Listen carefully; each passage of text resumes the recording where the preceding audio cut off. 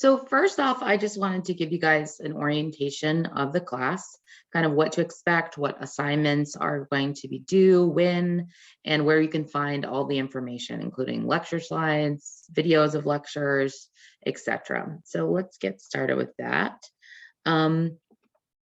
So your first big thing you should check out is obviously the syllabus. It's on CAT courses, obviously. The link is, and then it's a Google Doc. That way, in case we need to make any changes or whatever, it's easy and accessible. So you should be able to access this Google Doc. It's in the CAT courses under the syllabus. It's the first link to the full syllabus. Here's our Zoom link for live lectures. All of the videos for the class are available on YouTube, but I also linked to each individual lesson has its own study guide for it. So it's like, basically you need to follow along with the lecture and fill out the study guide while you're watching the video. And what is my office hours are from 2:45 to 3:45, so right after this lecture at the same Zoom link. So you can just stick around if you have any questions moving forward. And then obviously if that time doesn't work for you, we can try to set up an appointment outside of that time. There's my email. Another thing is I use Google Calendar. I don't know if you do either, but I created a Google Calendar for this class. So if you want to just click on that, add it to your calendar, that way you'll know when everything's due. What is this class about? So it's a crash course, basically, in human behavioral genetics. It's not a deep dive at all, because it would take, years to get into everything, but we will cover topics. You'll learn a lot of basic biology about what a gene is, how it leads to proteins, how it leads to neurons, how it could lead to behavior. So we're going to follow, from the gene all the way up to the behavior and kind of build your basic foundation of that biology, and then also understanding some like how much of our behavior actually has to do with our genetics, which is actually a really complicated question. So we'll tackle things like autism. We'll talk about things like depression. We'll talk about things like obesity and weight and height, things that are less controversial, but certainly there's a lot of things that are much more controversial. The last couple of sessions, we'll talk about ethics in genetics and kind of the dark history of behavioral genetics. And yeah, then talk about all the new emerging technologies. Genetics is really changing quickly as a field, and the things we're able to do in the next 10 years couldn't even have been imagined 20 years ago. So giving kind of preview what's to come. Right. So what materials will you need for the class? You need the textbook. It's Kopnick Behavioral Genetics, but I uploaded a full PDF of it to CAT courses already. It's under files, so you can just check that out. You want to see, I'm on CAT courses here, and the textbook for the class is just right here. So you can just download that. It's not the most up-to-date version, but that's okay, All right, and everything in CAT courses is under files, all the materials for the class. So for example, if I click on week 1 folder, I'll get the lecture notes study guide. I'll get not the lecture notes. I'll get the slides available in PowerPoint format, and also for each of the lessons. In terms of like what you should do when, that's all at the end of the syllabus is the course schedule, the class schedule. So we know that week 1, we're going over the basics. And so you'll need to do lessons 1 through 3. So today we're going to cover lesson 1, which is just the course orientation or the syllabus. Then introduction to behavioral genetics is lesson 2. And we're going to cover that today. And then you need to do cells on your own and the videos on YouTube. So let's go into the really important for this class are these things called lecture note study guides. And basically what these are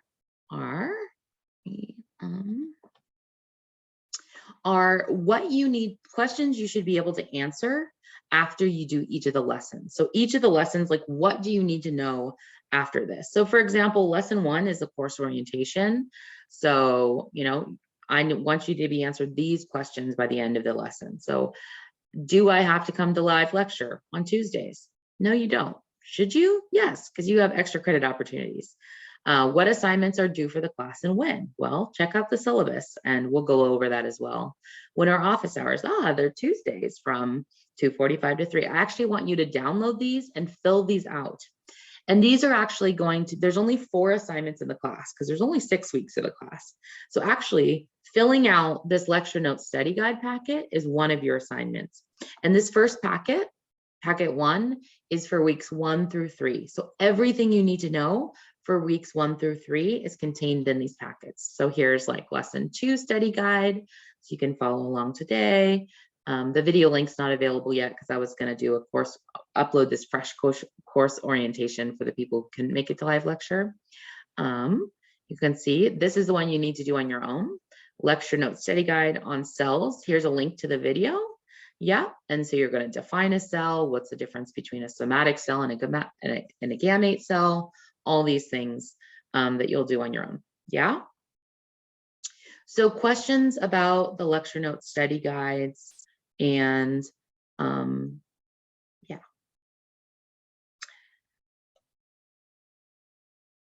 Not seeing anything in the chat, so that's good. Okay. So let's continue going over the syllabus. So how are you going to be graded in this class? Again, there's going to be only 4 assignments. So the first thing you're going to turn in is your lecture notes study guide packet 1, which covers all of the lessons in weeks 1 through 3. And that's a pretty big packet. So keep, work through that. What's amazing about those packets though, is then when you go to do the midterm on July 21st, Thursday, July 21st, you're going to be able to use that lecture notes study guide and actually any of your notes or the textbook as well to complete your exam. So the exams are open notes, open book. That being said, they're still fairly challenging. So you definitely will need to fill out your lecture notes study guides beforehand, and that's why that's due the day before. So that's kind of like a study tool for you guys. You should be able, as long as you filled out those lecture notes study guides correctly, you can use those as a tool on your exam. So I'm hoping that it's going to help you succeed in this class. I know it can be difficult trying to get yourself motivated and studying for an online class. So this is kind of my gift to you. So the lecture notes study guide packet 1 is going to be worth 200 points or 20% of your grade. So definitely take the time to fill those out and upload it to CAT courses under assignments, and I'll grade those. Then you have midterm in the class. It's in the Thursday of the 3rd week of class, July 21st. The midterm and final in the class will both be on CAT courses and quizzes. You can take them anytime that day. So they'll be open from like midnight, 1:01 a.m. Until midnight of that, the 21st. So you have 24 hours to do it. However, I do want to say you'll have 2 hours once you open the link to do it. So like get prepped before you open that link. Because once you open the link, it's a timer, 2 hours to complete your exam. The lecture note study guide 2 packet is due on August 10th. That's for weeks 4 through 6, all the lessons that we'll cover. And then you'll have a final exam, which is worth 300 points. And you can do that anytime August 11th. In terms of what the quizzes or the tests look like, all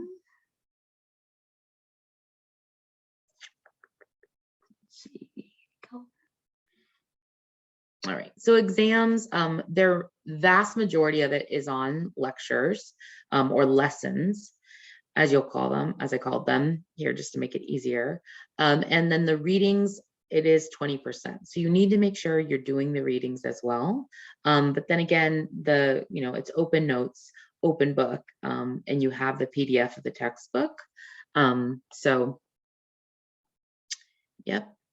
The quizzes are really straightforward. I don't believe in, the exams are really straightforward. I don't believe in that kind of like got you question, that like one random thing in the textbook that like you didn't read and now you're like, oh, I don't know that.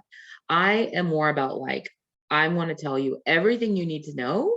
And I'm going to test you on the big things, the big themes, and I'm going to tell you what you'll be tested on beforehand. So those lecture note study guide packets you're doing, I take 80% of my questions for the exam from those packets. So that's why you do those packets. You should be in pretty good shape for the exams. You can access the tests in under the quizzes link in CAT courses. And what else? Yep, you have 2 hours to complete it once you start it. So that means though, you need to finish it by midnight. So don't start it any later than 10 p.m. on exam day, or else you'll not have the full time. Also really important is don't take it on a phone, or I mean, I don't think you would take it on a computer, because the formatting will be all weird. And yeah, just take it and make sure you have access to good internet. Now, if anything happens, you need to communicate with me and let me know. I like to think of myself as nice and understanding. I think a lot of people are very scared about contacting the teacher saying, hey, I have this issue, or hey, I not gonna get my study packet in time. I need a couple extra days, because they think, I'm some perfect student. I was not perfect student, and I understand you guys have lives and that things happen and things come up. So I'm not going to sit there and like shame you for not getting it done. I know that my class is not like the #1 thing on your priority list, and it shouldn't be, right? But it should be a priority. So I just need you to communicate with me. That's the most important thing. If there's any issues, if you're struggling or you need to talk with me, please don't hesitate to contact me. So maybe it's a good time to just pause and check in for a second. So I've covered a lot of stuff. I covered the lecture note study guides and the exams, and kind of some course policies. Any questions about any of this stuff?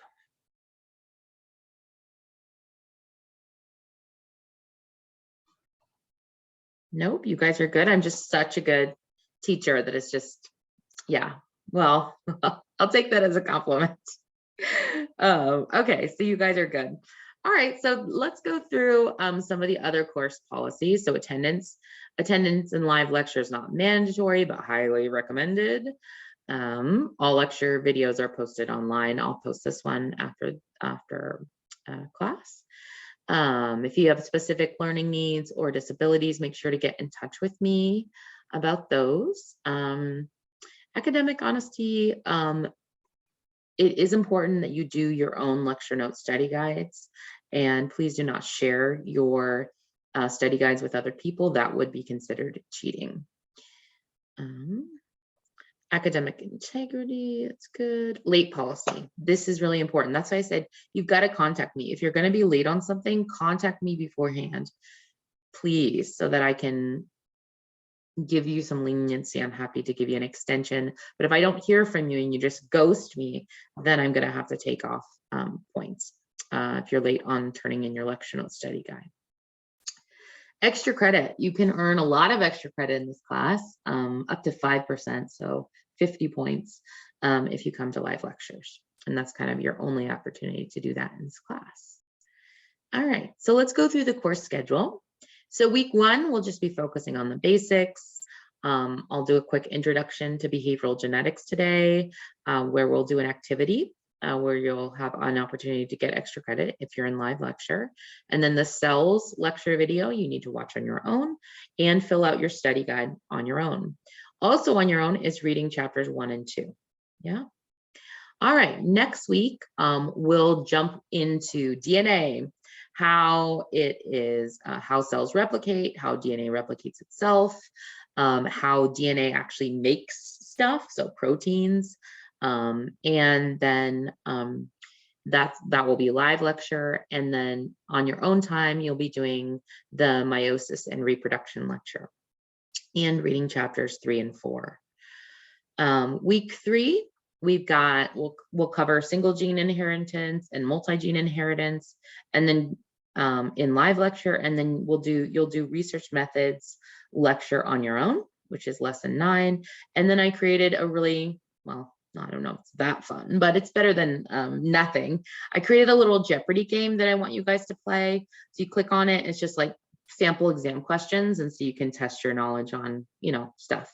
So play that on your own time, read chapter 6, and then your lecture note study guide packet is due that Wednesday. So don't forget. So this all needs to be done by Wednesday, the 20th of July, because on the 21st, the exam will open up, the midterm will open up, and then you can take that anytime during the day. All right, after we do that, then we'll have, at this point, 3 weeks in, you'll understand like how DNA becomes like a neuron. So I then feel comfortable, we'll go into, and you'll understand too how behavioral geneticists like determine, how much of a trait has to do with your genes versus your environment. You'll like have a really good foundation of what we're talking about. So then we can jump into, some topics in behavioral genetics. So in live lecture on the 26th of July, we'll talk about things like weight, depression, autism, all these good things. Not necessarily good things, but interesting things. So that's lesson 11 and 12 will be topics in behavioral genetics, part 1 and 2, again, with their lesson study guides. You'll follow along with that. And then you'll do lesson 13, health psychology, on your own, and read chapter 18 and 11 through 12 on your own as well. Week 5 is going to be fun. My favorite topic in the class is epigenetics. So that's how your environmental exposures actually change which genes get turned on and turned off. And so actually your genes, this whole idea of, there's nature versus nurture is really not true, because as you'll see in this class, genes respond to nature.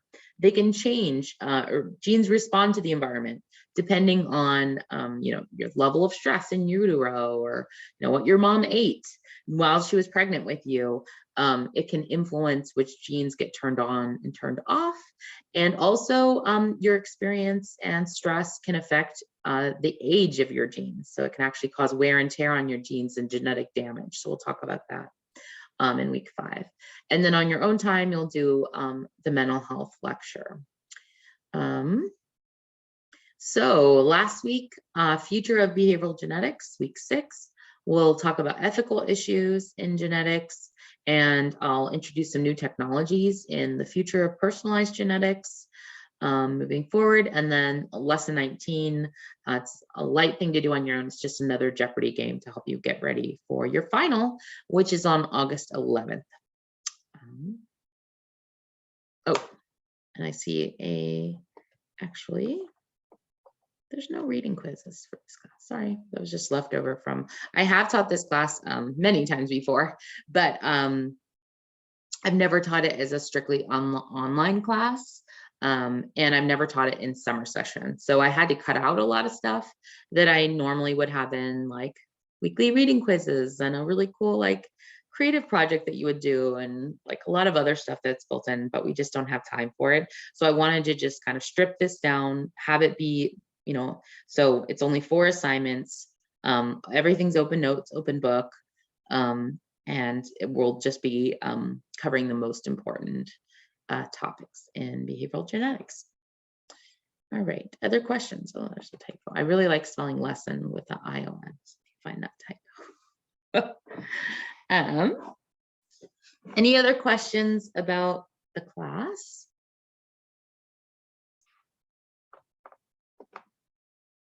Yeah. So everyone should be able to fill out the study guide now, right? Lecture note study guide number 1, course introduction. How do you know what you need to do each week? You need to look on the course schedule. And then what will we cover in week 3 in the live lecture? Well, I'd go into week 3. We're going to be covering single gene and multi-gene inheritance. Great, right? So that's just making sure everyone's knows where to find everything in the class.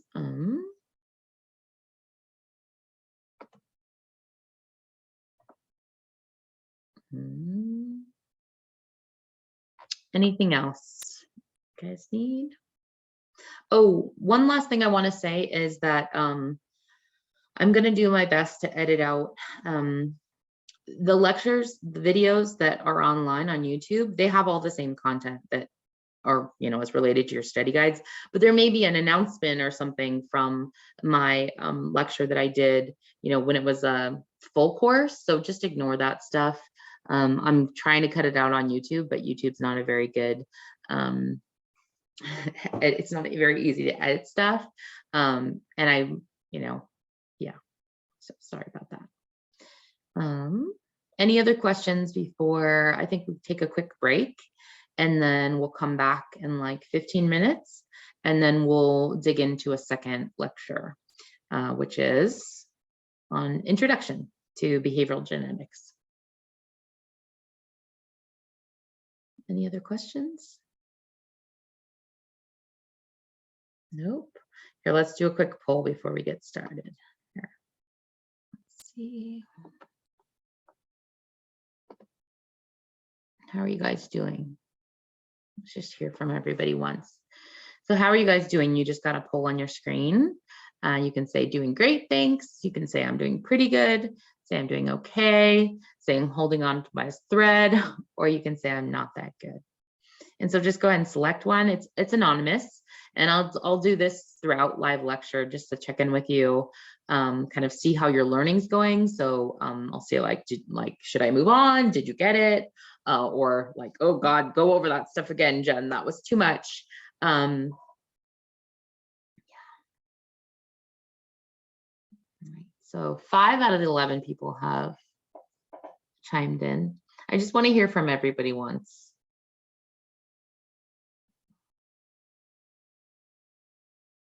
You love polls. Well, great, because I love polls too. Especially because I know not a lot of people, I love seeing your face, Tony. Like, you are my star. I want to give you 5 extra credit points just for that, but I won't, because I don't want to, it's not fair to other people who maybe you don't have as good of a background or whatever. But it's so nice to see people's faces, and I know that it's hard and weird though. So I do get it, but yeah. All right, so 10 out of 11 people have responded. So I'll go ahead and share results here. 55% of people said they're doing great, which is awesome. 36% of people are pretty good, and then 9% of people are really struggling. So that's okay. I mean, it's not okay, but thank you for sharing that. And if you are struggling specifically with the class or anything like that, make sure to hop into office hours. If you're having like mental health issues or things like that, as well, I take those just as seriously as I would if you were physically sick, because I don't believe that there's a distinction between the brain and the body, actually. Amazingly, as a behavioral geneticist, right? I mean, I kind of get that that's a biological reality. So yes. All right, thanks for sharing. Okay, it is 11:44 on my clock. What's your guys' clock? This computer is so weird because it's specifically like 4 minutes off or something. Okay, it is the same. Okay, so it's 11:44. So let's come back at noon. So like grab a coffee, because it's a long time on Zoom, grab a snack, go pee, whatever you need to do. And then we'll hop back on at noon, and then we'll do lesson 2 of your study guide. So we'll do an introduction to behavioral genetics, and then we will do a extra credit activity. Yeah. All right, guys, so I will take a quick pause. I'll hop back on at noon, and I'll see you guys soon.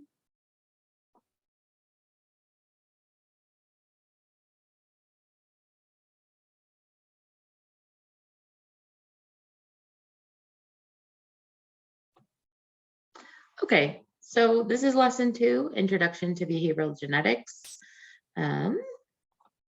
And this is just designed to give you kind of a first idea of what behavioral genetics are, define basic terms like what's a gene, what's a genome, and kind of a little bit of the history of genetics. It's covered in chapters 1 and 2 in your textbook. All right, let's get started. So the field of behavioral genetics has grown rapidly. This is just a graph showing the number of publications per year. And you can see that, from 2010 to 2014, there was almost 11,000 publications that had to do with behavioral genetics, whereas just, in the early 2000s, there were very few, only 2,000 publications. And the field just keeps on exploding as people get interested in the really fundamental question of how much of our behavior is controlled by our genetics. The father of behavioral genetics has to be Charles Darwin, because he is the father of evolutionary theory, which I'm sure many of you guys are familiar with. The theory of evolution states that it's a theory about how species become different. And he came up with this theory because he was traveling around on this little boat called the Beagle in the Galapagos Islands. And he was noticing that there were all these finches on each of the different islands. But, the finch on this one island just had a slightly longer beak than the finches on these other islands. And they looked almost like the same species, but they were different. And he said, wow, how'd that happen? And then he noted that, the species that had the slightly longer beak, finch, was eating grubs out of a tree, so needed that beak to dig. So we thought, there must be a lot of grubs on this island. So maybe they evolved just over time. You get individuals who are better able to survive. So, individuals, finches that were just born with longer beaks, just naturally because of genetic variation, they were more successful because they were able to get the grubs. So then over time, the population became longer and longer beaks as those individuals who had longer beaks just naturally because of genetic variation were selected by natural means. And so this gave him the idea that changes in species can arrive when variation in traits in a population are acted upon by natural selection. And natural selection is just, who lives and who dies based on who's able to survive in nature in a species. And over time, as environments diverge, you're going to get different species. Another really important figure for behavioral genetics is this guy, Francis Galton. He is like a classic scientist nobleman and kind of, and he formulated the law of ancestral heredity. This law states that two parents of an offspring jointly contribute 1/2 of an offspring heritage, while the other more removed ancestors contribute a smaller proportions of the offspring's heritage. He didn't know what a gene was at the time. There wasn't that discovery, but he kind of had these things, whatever the units of inheritance are, you get 1/2 of it from your mom and 1/2 of it from your dad. And so you share your units of inheritance. How we say, oh, you're, 50% related to your sibling, or you're 25% related to a half sibling in terms of genetic relatedness. He was talking about this.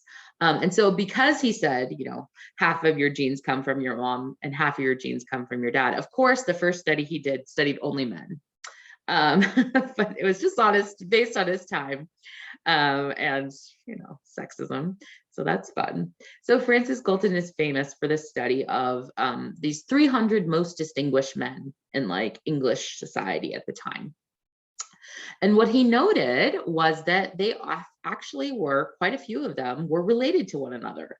So if you had a father who was one of the most distinguished men in England, 26% of the time, you were also going to be a distinguished man of England, suggesting that maybe there's something about, the genes that are creating these excellent, distinguished men.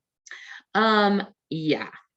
So here's this chart showing kind of the likelihood that, depending on how related you are to if you have a great uncle who's a distinguished man on this list, you only have a 0.5% chance of being on the list yourself. But it's just showing the closer you are in genetic relatedness to an individual, the more likely you are to share this greatness trait with them. And so he says, aha, it's this unit of inheritance that we're talking about. It's got to be genes.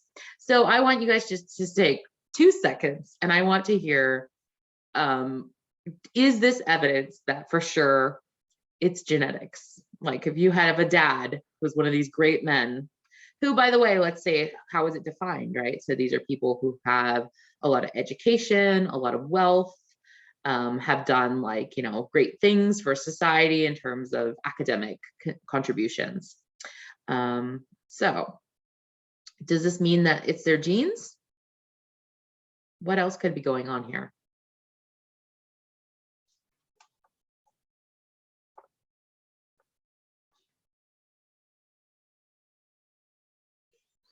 Well, it's important to keep in mind that only certain people were allowed into university at this time, and you had to pay for it. It was quite expensive.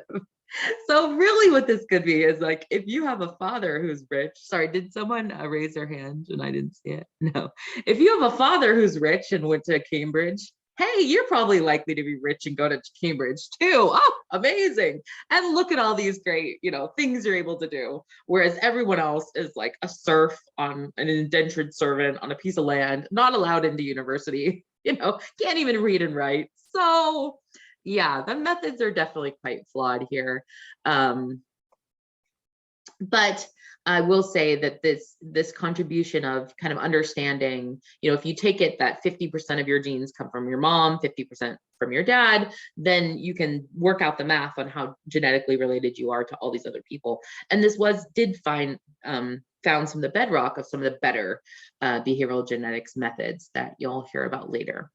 So it's not worthless, but certainly not like the silver bullet, like, oh, for sure it's only genes.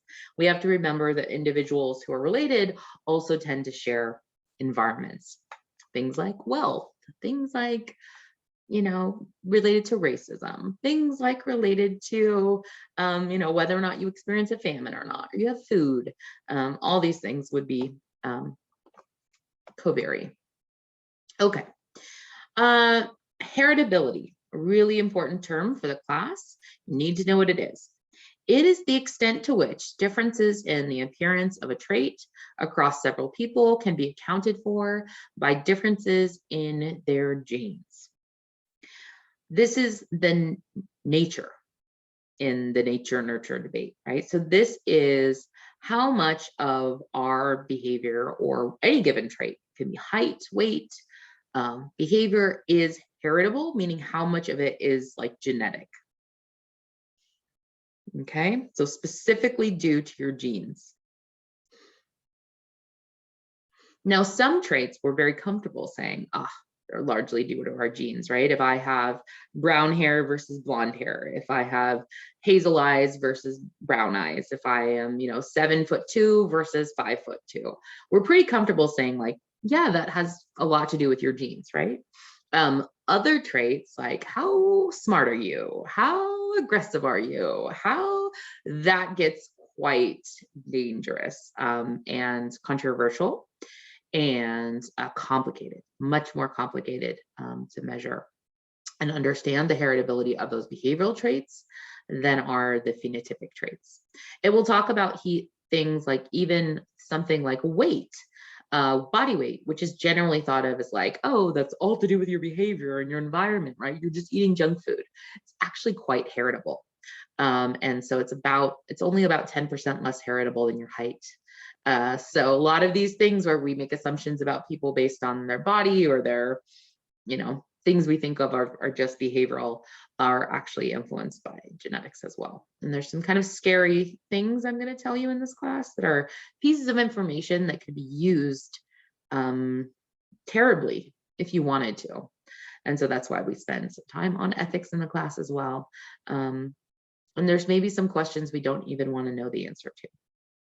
Honestly, I think we want to ask, certainly with genetics, it's important to ask the question, do you even want to know? And what will society do with this information? Yeah. What if there was some criminal gene, right? And we could screen babies to see whether or not they're going to be criminals or not. And then we know who the future murderers are. And then we could just lock them up as babies and they'll never become murderers. Imagine if that was true. So you get it pretty quickly how this kind of, I really like Jurassic Park. So they say, the lessons of genetics is so powerful. It really is, especially though when it comes to making arguments about how society should be or who should be allowed to make decisions. Okay, so now we're going to do a critical thinking exercise. You discover that children of people who love running are 50% more likely to have a child that loves running themselves. Okay, so what should we conclude about the heritability of running? Do you think running, which is a behavior, liking running, that's a behavior, is heritable? Let's see if I have a poll for this. Okay. All right, I'll launch this poll because everyone's kind of quiet right now. But do you agree or disagree? Is just knowing that people who love to run have kids who love to run, do you agree or disagree that that means running's heritable?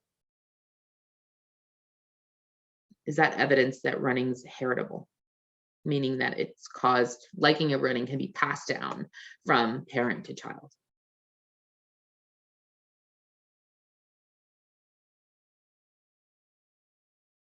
Okay. And this is a fun one because everyone's kind of split. So 3 out of 9 were like, yes, I agree. 44% were like, I disagree. And then 22% were like, I neither agree nor disagree. I think the people who are like, you can neither agree nor disagree, probably chose the safest answer here because we don't have enough information on, what, just knowing this isn't enough information to know that it's our genes. Because what else could be happening here?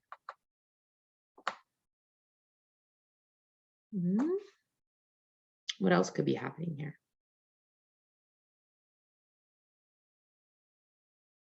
My husband likes running, and he takes my son running sometimes. And so maybe having, like it's a lifestyle. Oh, go ahead. Oh, I was just saying maybe like the parents' influence. Yeah, the parents' influence, the values. Yeah, they grow up looking to their parents who are like always, in jogging clothes and off on a run, honey, and so they're modeling this behavior to their child. So just seeing that there's a correlation between a parent and a child is not enough to tell us like how heritable a trait is. But people who said, yes, it's heritable, certainly this is consistent with the idea that running might be heritable. And actually, we'll go into some stuff in our health psychology lecture. There is actually some evidence that at least enjoyment of exercise is partly to do with genetics, and certainly like aptitude for certain sports has a genetic component, right? So, if you're, 4'2", I don't care how much you practice, right? You're probably not going to end up in the NBA, right? If you're, 6'4", you're probably not going to be a prima ballerina. There's just some sports that are more difficult. Obesity and has a large genetic component. It does. It obviously has a big environmental component, but it's like 70% heritable, your body weight. It's pretty heritable. Genes have a lot more to do with it than our kind of, just casual notions about it. What's called our folk psychology. So ideas about, especially with like fat stigma, fat shaming, kind of ideas about people who are obese. People make a lot of assumptions about those people. They're rated by, people who are obese are rated as less competent. They have less self-control than people who are non-obese, which is just really, really sad because a lot of it has nothing to do with that. Yeah, and we'll talk about obesity in the class as a behavioral trait. Yeah. Okay, so our next term, very important term, we're in a behavioral genetics class. So you guys need to know what a genome is. A genome is the organism's complete set of genetic instructions. So, Tony has a genome, Karen has a genome, I've got a genome. We all have our own unique set of instructions in our genes. It's the complete set of our genes that is in every single cell of our bodies. So my genome's in my fingernail cell, and my hair cell, and my nose, skin cell, everywhere. My heart cell, neuron cell. Every cell has every single gene in the body. And each genome contains all of the information needed to build that specific organism and allow it to grow and develop. Okay, so that's what a genome is.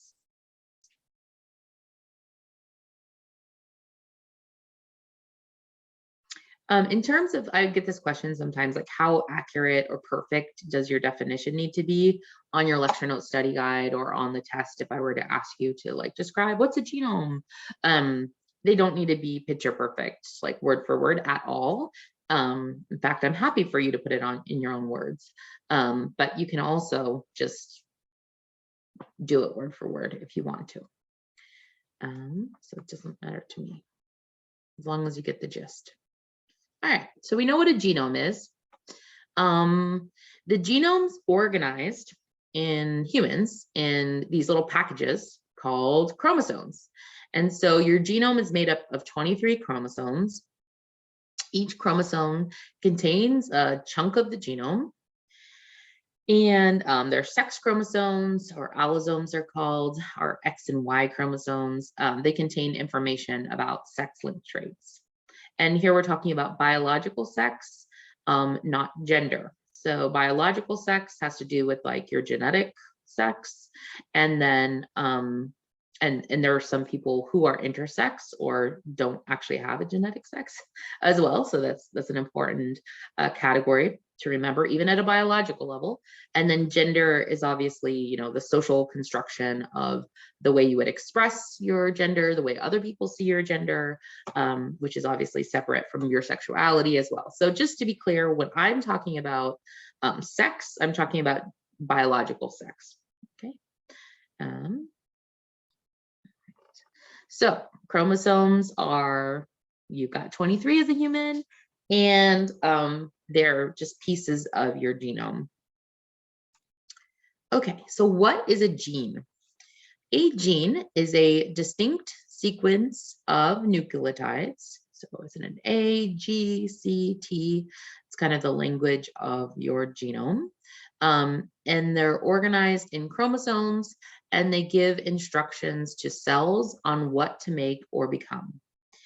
So a gene is just a sequence of nucleotides that, whatever that sequence is, it's almost like letters in the alphabet. Kind of how you have a letters, in the alphabet, you're like, oh, that word says, Merced.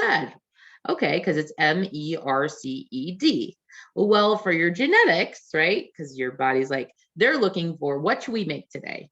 And they'll say, oh, it's AGGTTCA. Okay, great. That's, glucose. We need to make some glucose.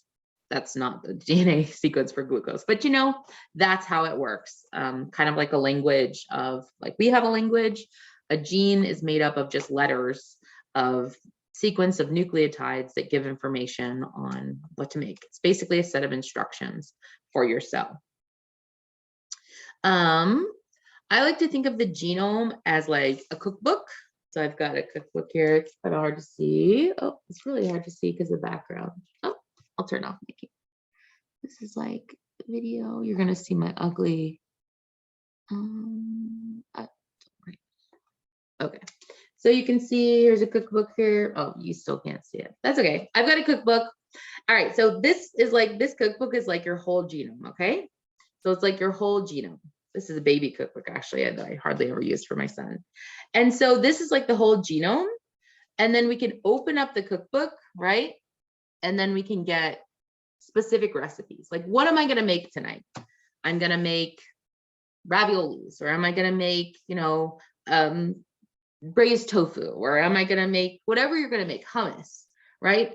I need to know how to make that. So I open up my cookbook and I find the set of instructions for making that. So your whole genome is like the cookbook, and then genes are like the specific recipes. And the whole genome is inside every single cell in your body. So every single cell in your body has a whole cookbook. It's got lasagna recipes, it's got your Aunt May's, cookie recipes, it's got everything in it. But you're not going to make that recipe, every single recipe in the cookbook every night, right? Of course not. So we think of the cell like a kitchen, like it's going to open the book to a specific page and read a specific gene. So the genes are the recipes in the cookbook that give instructions on how to make specific proteins. So it's literally the recipes for proteins. So if I have a cell that's a hair cell, let's say a hair follicle cell, right? It's going to make hair. Great. So we're having hair for dinner tonight. That recipe's open in that hair follicle cell.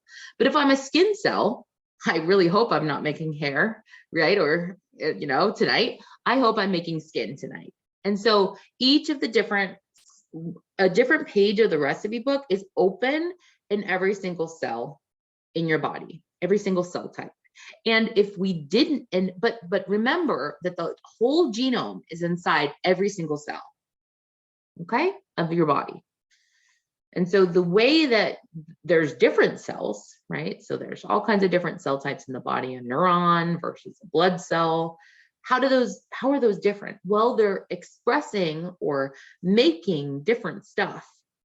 The blood cells got the blood page open. The skin cell has a skin page open. And actually, one of the things like with cancer that happens is the cells or to the wrong page in the book, right? So it's a skin cell, but all of a sudden it's making lung cell part of it, right? Or a lung cell will travel through the body, and embed in a liver cell. And now all of a sudden you've got lung tissue growing on your liver. And genes that shouldn't be turned on in certain cell types are turned on. And so that's what causes a lot of problems. Okay.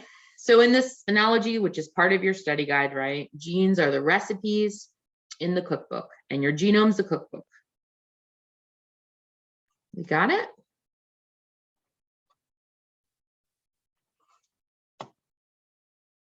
Okay. So what should your cells make tonight? So there are tons of recipes or genes in each genome, each cookbook, and each cell decides what they're going to make based on which recipe they use.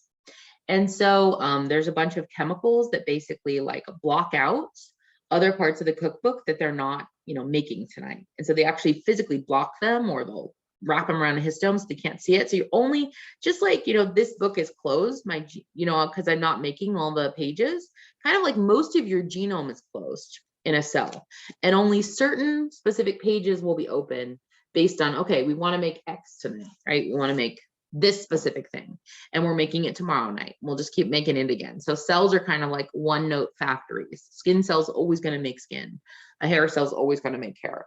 And it's actually kind of problematic when you switch them like that. If you switch to hair cell making skin, not a good idea.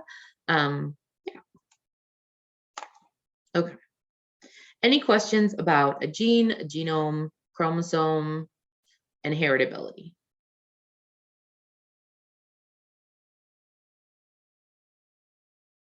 No, we're good. Okay. All right. So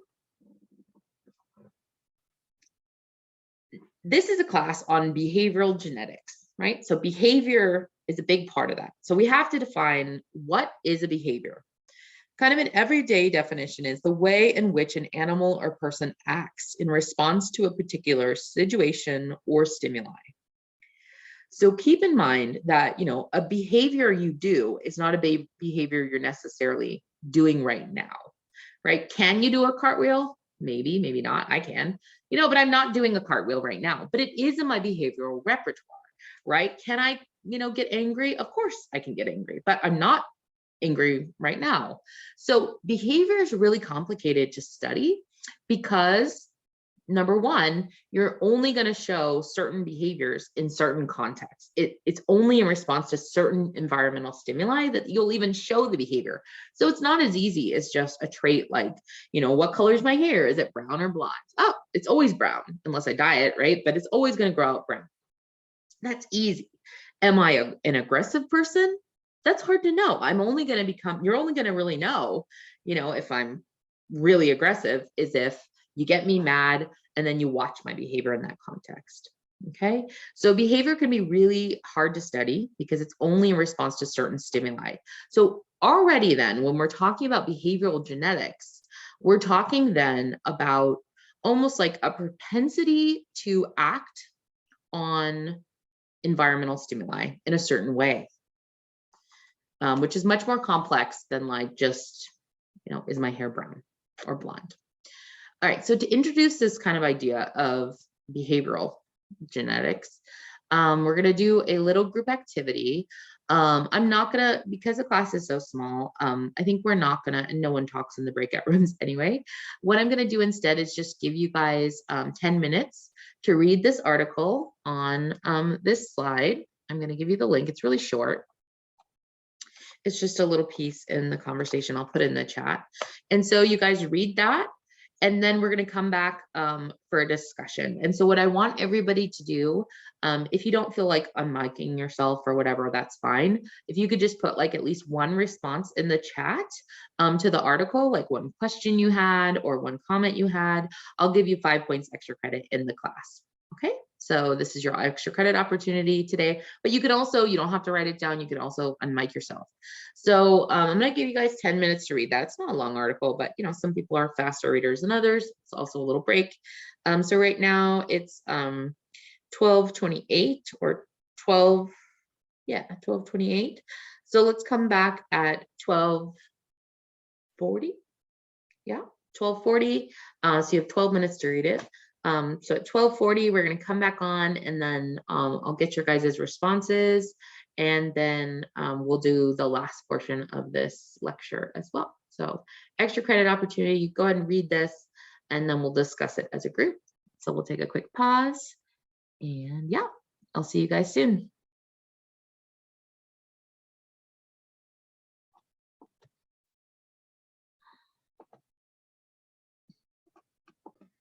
So I hope you had a chance to read the article, which is How Much Do Our Genes Restrict Free Will? And in the chat, or you can unmute yourself. Does anyone have any kind of thoughts about the article? Anything surprise you? Anything you disagree with? Yasina said in the chat, check it out. Sorry if I'm mispronouncing your name. One interesting thing about the article was the study of epigenetics in mice and how the grandchildren were fearful of cherries, even though they didn't experience the electric shocks in response to cherries that the grandfathers did. Yeah, that is a pretty amazing and compelling result, right? And the result of environmental, experiments in animals. We obviously couldn't do a study like that in humans, but it is really interesting. I totally agree. I wonder, like, what would be an example in humans of something like that? Do you think that, the fears or phobias of your grandparents might be based on their own experiences, might be affecting you? No, I agree with that our cells do maybe have some sort of, they limit our free will, but to a certain extent. Like every day we're learning and experiencing new things. So like the article said, like it could definitely change. Yeah, I agree. I'm putting in the chat, Laura, that you participated in this discussion. That will be your extra credit. Just a reminder to myself, because I use the chat to give out the extra credit. No, yeah. I'm like, wait. No, that's great. Yeah, I agree. And there's like, what were some of the examples they gave in humans for maybe some of these, experiences of your grandparents affecting, traumas of your grandparents still affecting, future generations? One of the examples I saw were like the Holocaust, and and how, like, for example, like the people that are like participating in the Holocaust, um, were passed over like stress response to like their children. Yeah. So that's like able to show that, well, I personally thought, because I thought that genes are able to limit your free will, because you can also pass down um like stress responses or like certain DNAs, I guess. And I also found interesting about like religious, like let's say like your family was Catholic, so like it makes you like um have like limitations into like only like following that religion. So that's what I thought. Hmm. Yeah, I think it's pretty clear, like, your religion or your culture you get from your, parents, and it's not, you don't even necessarily, that's a good point. You don't necessarily even have free will over the environmental influences you get, right? And kind of what you come into the world as. Yeah. Um, and then Karen has her hand up. Oh, can you hear me? Yeah, we can hear you great. So for me, when I was reading the article, it reminded me a lot of my class of psychology of aggression and violence. And then we're talking about how like in one of the lectures we went over genes, and oh sorry, it's because I'm sick. So No problem. We can hear you great. we went over the MAOA gene and how like even though the gene was associated with aggression, it has to do with like gene and environment interaction. So it's not just because you have that gene means that you're going to be like a violent person or a murderer. Like you do have higher chances, but it has to do more like with your development, your life experiences, and like which all of that leads to like your outcome. So like when I was reading this and with the question like, oh, does genes limit your free will? I think to like some extent, but you kind of still have a choice and like more variability. And this doesn't mean that you're going to be like, oh, a violent, murderous person, but it has to do with like your environment and all the other variables that interact with your genes. Like, so like, which will affect how it's expressed, which is what I understand. I don't know if that's correct. No, that's great. Yeah, Karen, you got right on the money. And so pretty much the class will be about understanding kind of the brain circuits that are coded by different genes, right? So in any given behavior, it's so complex, right? Even something like aggression or intelligence, right? There's so many different brain functions that go into that. And then so many different experiences that like, would you guys agree that there's probably some context in which, anyone could become like physically aggressive, right? But most of us maybe aren't going to be that way because we haven't experienced the context or don't have the, early life experiences. We never, maybe you haven't fought, if you're fighting for your life, you're probably going to punch somebody. I don't care like how mild mannered you are. So all these things too, when we say is someone aggressive or not aggressive, we're always talking about to a degree and in which specific context. Yeah. So kind of thinking about this idea of a predisposition. I think something. Also that gene, I don't remember if I remember correct, but it was also like it's more likely to have it when it's with males because it's like connected with the X chromosome, if I believe so. So like, yeah. Yeah, I mean, there's really strong evidence of sex differences, biological sex differences in aggression, in humans and in and lots of other species as well. Yeah, and it's not always the males who are more aggressive. Actually, female hyenas are actually larger and more aggressive than male hyenas. But there's very good reasons for that. But yeah, I think that's another one of those really controversial statements, right? About sex differences and aggression. Could then there be sex differences and you name it? It's pretty. Except if you say in height and weight, everyone else is pretty much like cool with that. And genitalia structure, everyone's like, okay. But anything beyond that, it gets really dicey. Diane wrote that one of the examples in the article of these epigenetic effects in humans were that sons of US Civil War prisoners had a higher chance of, I think, dying by suicide, and individuals like Holocaust survivors, they had higher levels of cortisol, their successive generations, right? So these are individuals who didn't experience stress themselves, but because their grandparents were so stressed out, they passed on that differences in, stress functionality to subsequent generations. And it makes you wonder, like, how were your grandparents? What were their lives like? How much is that going to affect your great grandparents? If you're a descendant of, an individual who went through a major, incredible stressor or incredible famine, was really hungry for a long time, that can have successive effects on offspring. So there's studies showing, like, if your parent was in a famine, it can affect your metabolism, even if you never were in a famine. Isabel.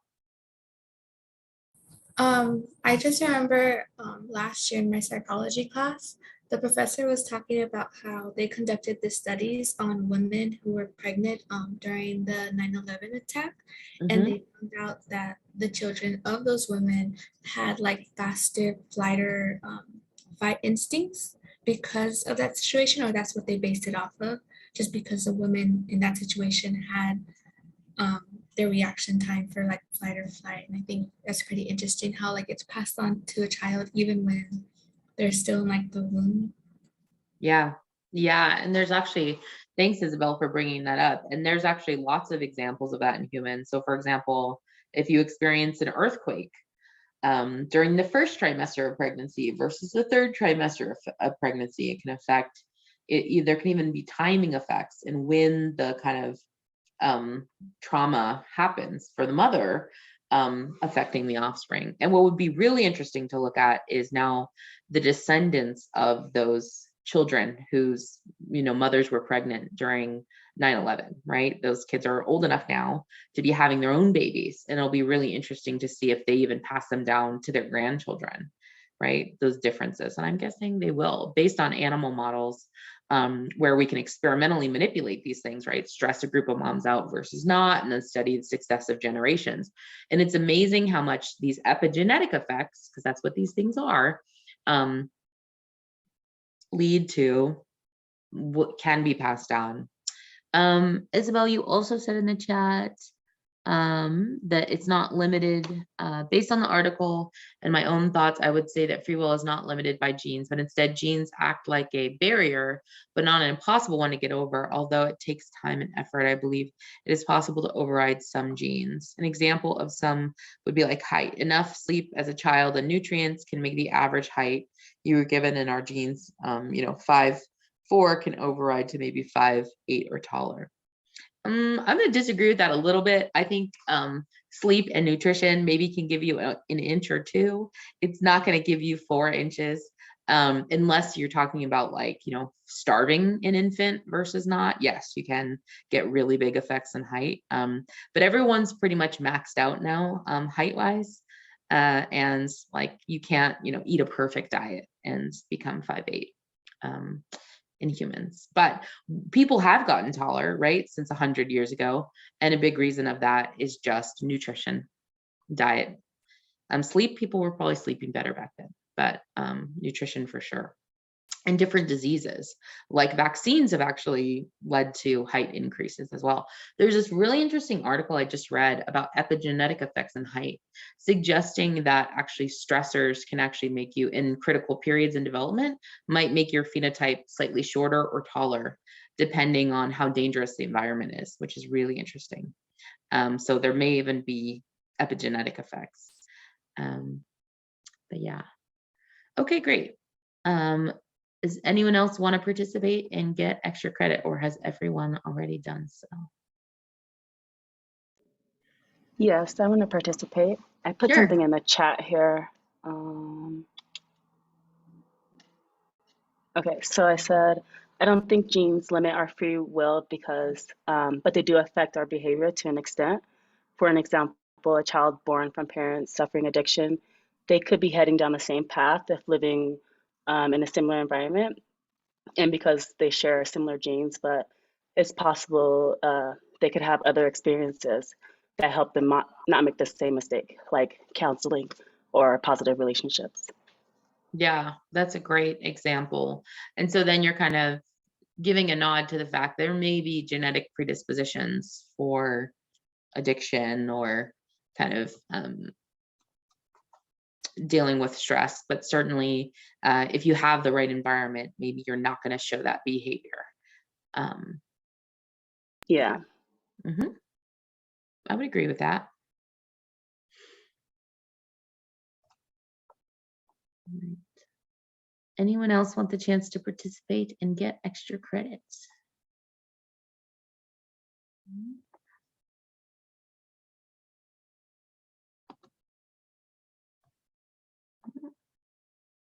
Okay, well, you can put it in the chat later if you decide to do so, and I'll just take the chat from the class and use it for entering in the extra credit. Okay, guys, so let's go ahead and continue with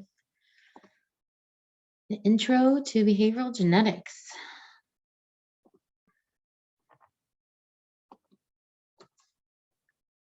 Okay, so this was obviously just asking the questions, are your genes your destiny? And the answer is yes and no, right? So you're never going to, I think it's important to remember that genes do play a huge role in our being humans. And there are some things, just look at animals. There's something like you're never going to be a dolphin. You're never going to be able to swim like a dolphin. I don't care how much you practice. You're not going to be a beluga whale and be able to have, what is that called?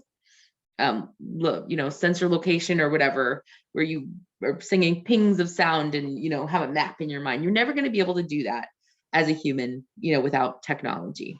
So we should keep in mind that genes obviously determine what kind of the human capacity is. But within that sense, because we know that behavior is always triggered by an environment, we can certainly try to change the environments we're in, shape our environments to make us. So that's a really good way of us having free will, is we can decide which environments to be in, right? You are prone to anger, you have, let's say you've had a history of, your violence, you really want to avoid that. You go to counseling, you figure out, your own triggers, you can try to override those impulses, and then 2, shaping your environment. So cutting out people who are going to make you mad or walking away, so you're just not in that situation. So that's a lot of the power we have, is to shape our environments. Less so, we can't, change our genes.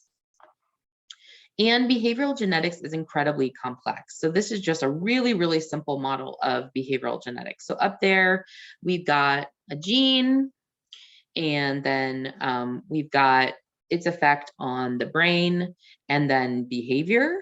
But behavior also influences things like culture, which influence the context that you're in and shape the environment you're going to be into. And your behavior also shapes your environment. So if you punch someone in the face, right, they're going to punch you back. Or if you don't punch them in the face, they're probably not going to punch you. So your own behavior will shape your environment.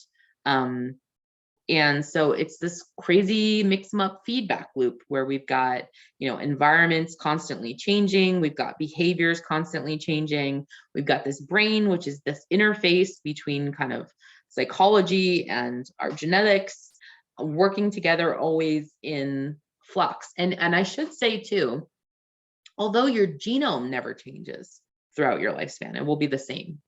The same genome you had when you're born is the same genome you'll have when you die.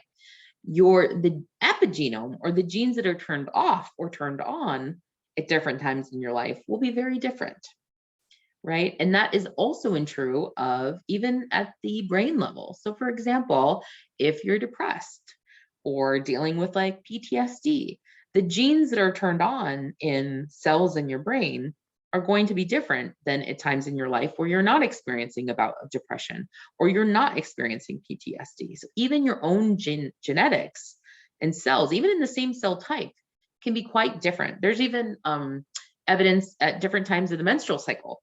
There's different genes that are turned on and turned off. So like brain volume and gray matter can change by up to 15% at different times in the menstrual cycle in the same woman. So your brain is constantly changing. The genes that are turned on and turned off are constantly changing in your cell types. And then that's not even, encountered with not even talking about the environment yet, which is constantly shifting. So it's very complex. When we're talking about behavioral genetics, we're talking about a system always in flux, both genetics that are turned on and turned off, also environment. And epigenetics are a big part of that. So we know that early life experience can alter gene expression and which genes are turned on and turned off and shape your developmental trajectories. So early life stressors, things like stress, nutrition problems, if your, parents taking drugs, or your father was, in a famine when he, had sex with your mom and, inseminated her with his sperm, that all, even your father's experiences and stress can also affect his gametes, we call them. So those are the sex cells, the sperm and the egg in humans, can turn on and off genes in those specific sperm and egg cells, and then affect the offspring. So remember that even when we talk about genetics, we're not talking about something that's in flux, because we have often multiple copies of the same gene. So almost like your body has built-in contingency strategies. Like if you're in a non-stressed environment, these genes will express. But if you're in a stressed environment, in a really dangerous environment, these genes are going to get expressed. So we have multiple copies sometimes of genes, so that we have like built-in plan Bs in case of environmental exposures. So that's another thing to keep in mind, is which genes are turned on and turned off. May change over development, and there can be multiple copies of similar genes. All right, so to do this week, we're actually at the end of this module, and it's only 1 o'clock.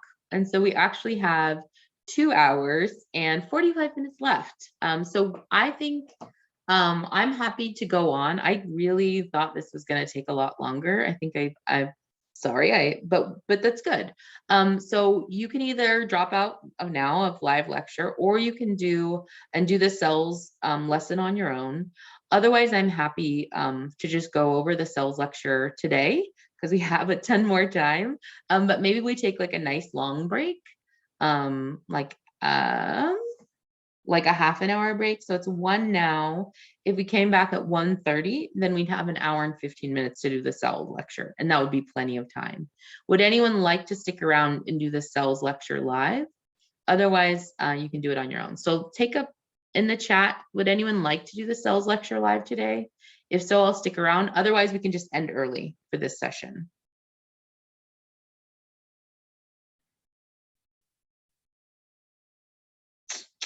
Does anyone want to stick around? If you stick around, I'll listen in, but I'm open. Okay, so Tony wants to do, you want to do it live, or you want to, I'm confused by that answer. I guess I'm kind of open. Like if you stick around, I will listen to the next lecture, but if everyone else wants to quit, I'm open to that too. Okay, so Diane's saying emphatically yes. So I think we should do a live lecture then. Yeah, Flora, that's fine. You watch it on your own. I know it's a lot of Zoom. And so that's one of the reasons why I kind of thought we might want to break it up. We can also, you guys, make sure before you leave though, your lecture notes study guide. Did you guys get all the answers to those? So if we go into, I did some, but I was just watching the lecture for the most part. And if I could, I wrote it down real quick, but I'll probably go back for it. I will go back for it. so maybe we should go over the lecture notes study guide. Oh, first. yeah. Let's get those filled out. Yeah. Yeah, let's do that. Why not? Get it done now while it's fresh. All right, I'll go ahead and share my screen. Okay, so you should have done, so we're on lesson 2. And what contributions to behave, what were your questions? What?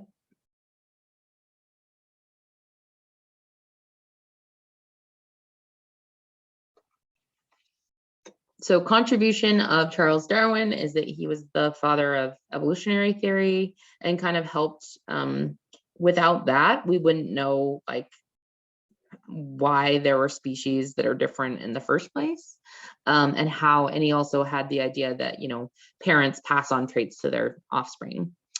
Francis Galton had the law of inheritance, heritability, units, and kind of thought about that individuals who are more genetically related, he didn't have genes, but more similar, like closer in the lineage, are more likely to share these units of inheritance. And so they're probably going to be more similar in terms of their traits if something's like heritable. So that was his kind of contribution.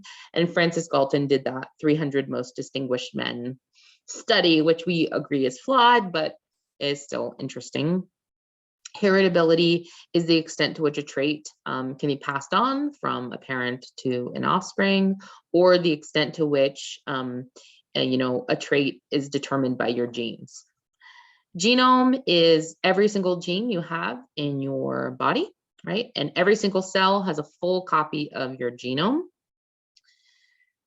Chromosomes, we have 23 in humans. They're just little chunks of our genome. So, and it's just a way in which our genes are organized inside the cell. And every single cell has every single chromosome and every single part of the genome.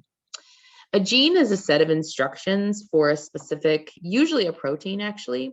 And so a gene is just like one unit of one little piece of this genome. It's a set of instructions to make something. And yeah, just like a recipe is a set of instructions to make spaghetti. A gene is a set of instructions to make a fingernail cell, you know, a fingernail protein, whatever that is, keratin. How is the genome like a cookbook?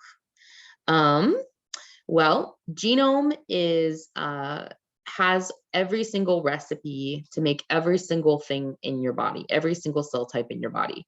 Just like a comprehensive cookbook would have every single recipe to make every single, you know, thing on a menu if you go to a restaurant or whatever. So that's how a genome is like a cookbook. So in that analogy, the genome is the cookbook and the gene is like a specific recipe. Okay, and that's the only way it makes sense, right? How can every cell in your body have the exact same genome, yet, you know, a hair follicle cell is doing something totally different than a neuron? How can they have the same genes? Well, because most of the cookbook is closed. Only one page is open. Their neuron pages are open in the neuron cell. Everything else is closed, right? But the hair follicle cell is open in the hair follicle cell. And so they're making hair follicles. So that's how it works, just in basics. Okay, so it's let's come back at, if you want to stick around for the live lecture for lesson 3, we'll be back at 1:30, and I'm happy to do that live. It's an easy one, it's just cells. It's basic. It's back to basic bio 101.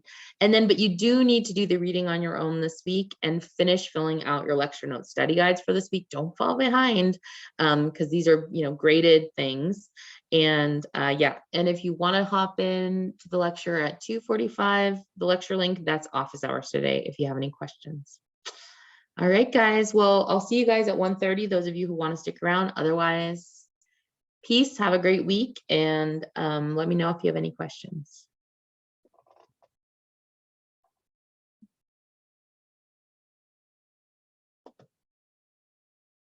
Recording?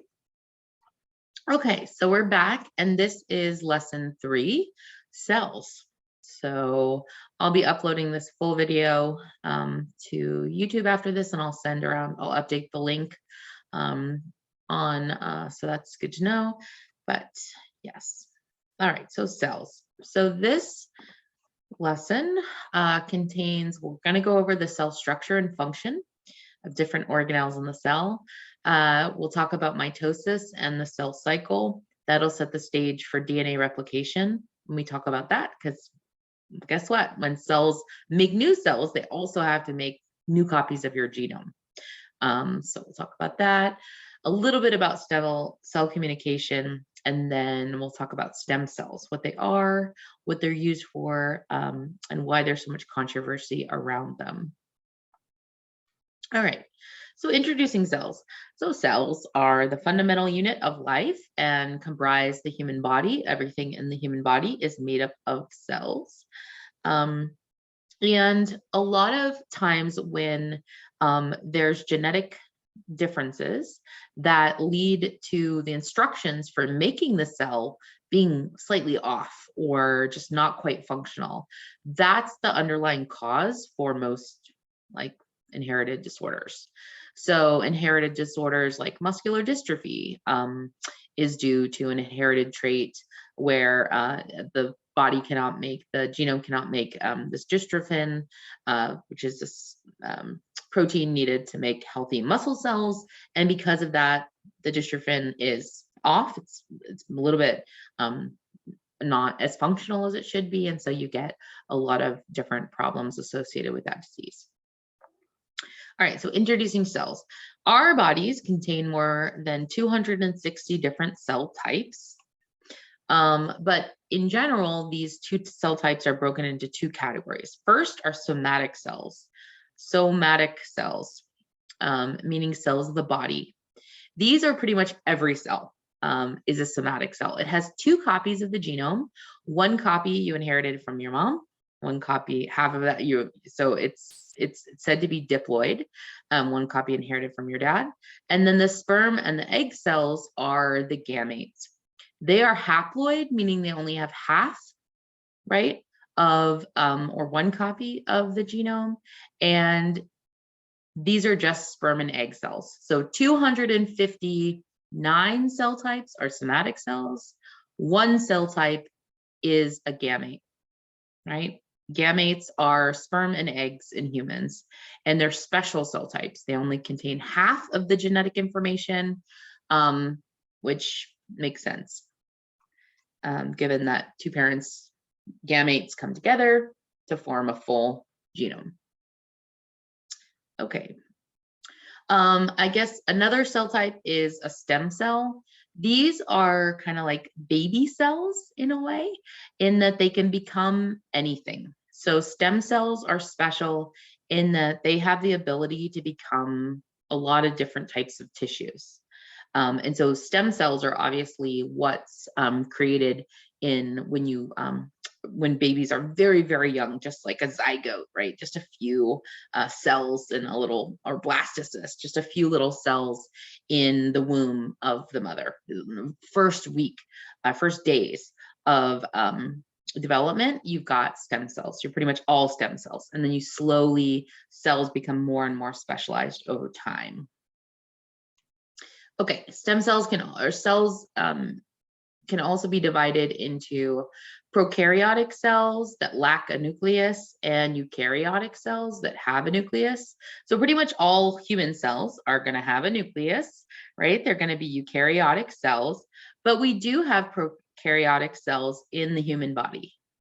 Can anyone tell me how that could be true? If every single human cell is a eukaryotic cell, how could there be prokaryotic cells in the human body? You can put it in the chat if anyone knows.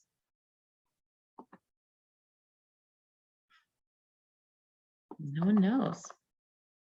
There are actually more prokaryotic cells in the, yeah, Tony's got bacteria. There are more prokaryotic cells in the human body. There's more non-human cells in the human body right now, in your human body right now, than there are human cells. And that's because of bacteria. They're very, very plentiful. They're all over our bodies, inside of our bodies. We're just covered in them. So that's a nice thought, isn't it? Yes.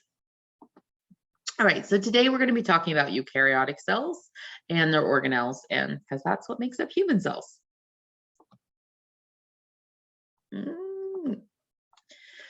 All right, so let's do a quick check. We'll do a poll. I said you like polls, so there we go. Stop sharing. I'll send another one. Okay, so you can go ahead and press the button you think that's correct.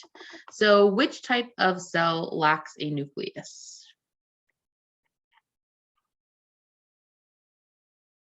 Isn't it A, sperm cell, B, stem cell, C, eukaryotic cell, or D, prokaryotic cell?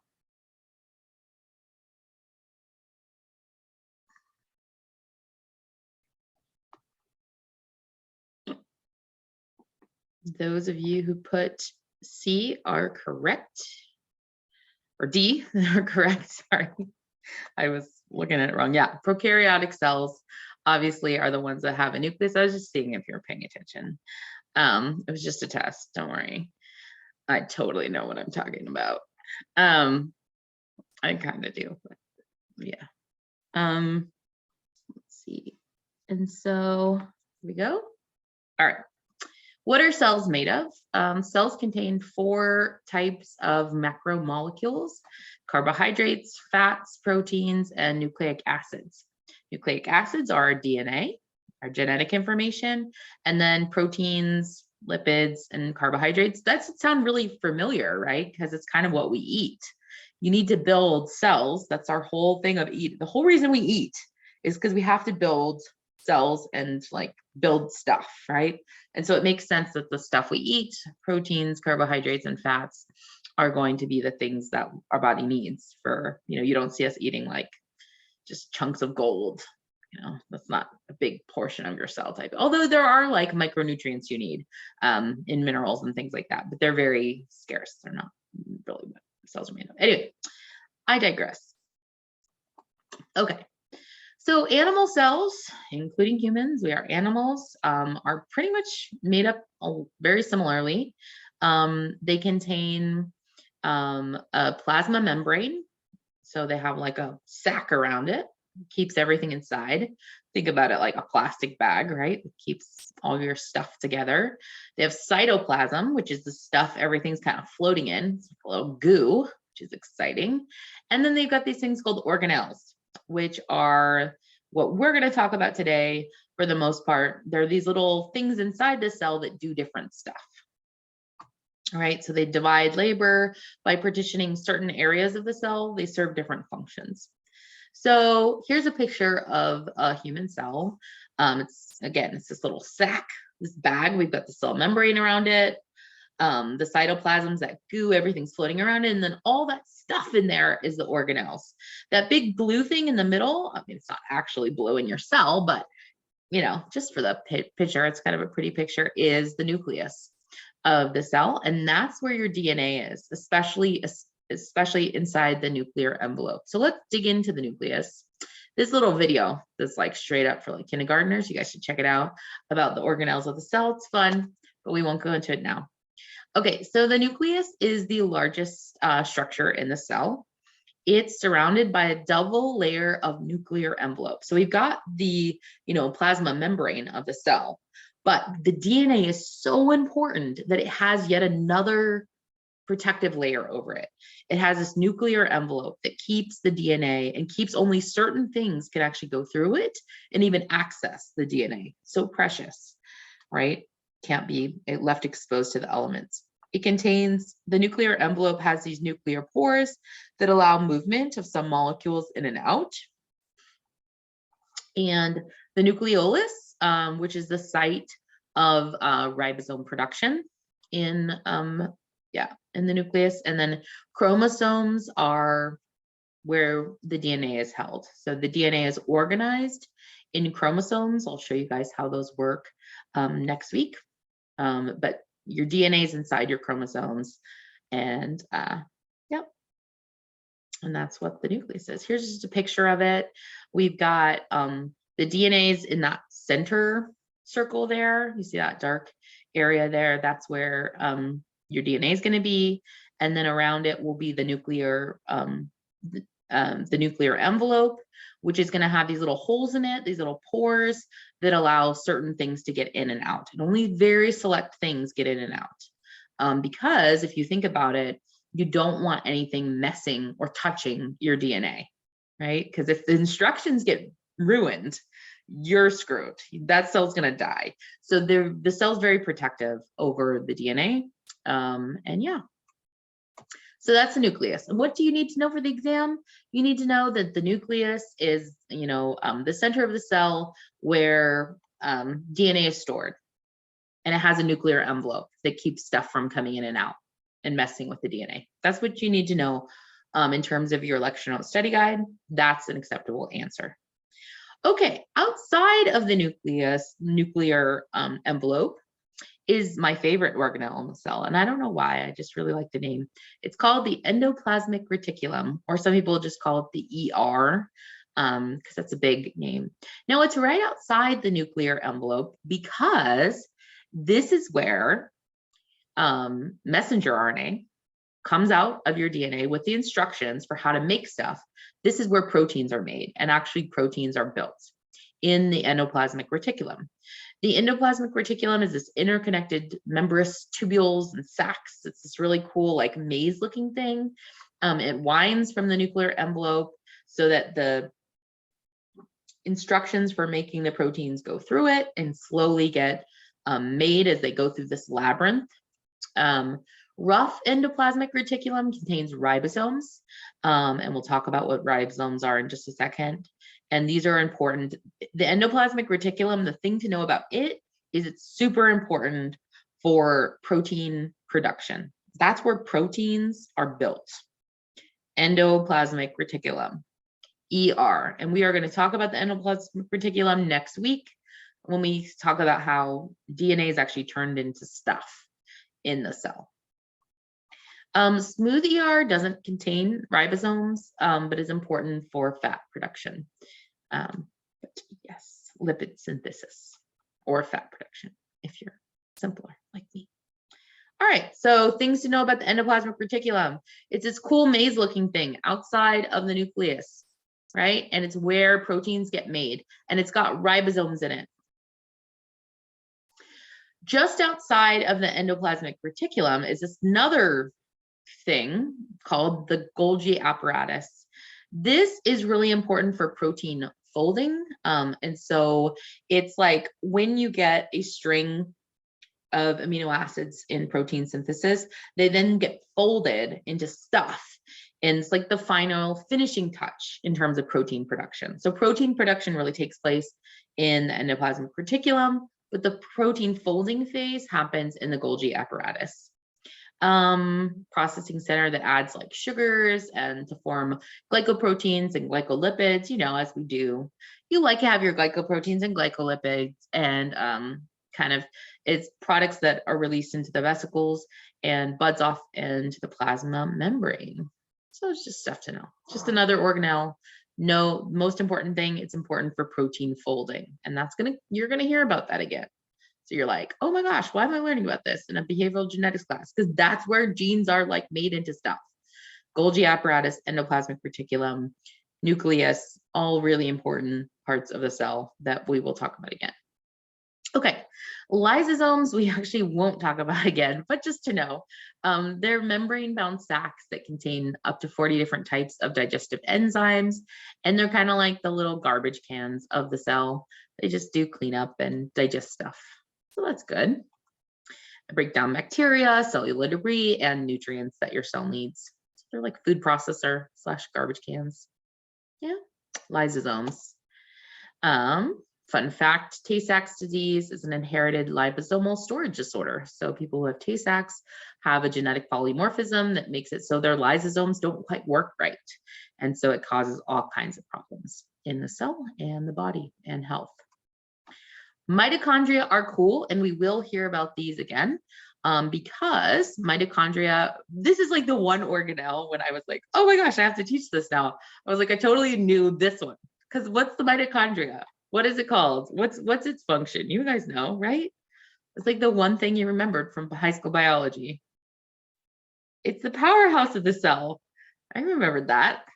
So yes, it is the powerhouse of the cell. But what's cool about it is that it's a site of energy production. So it produces ATP, which is what your cells use for energy. And what's cool about mitochondria is they contain their own DNA.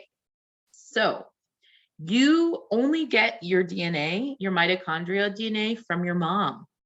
Your dad does not contribute mitochondrial DNA.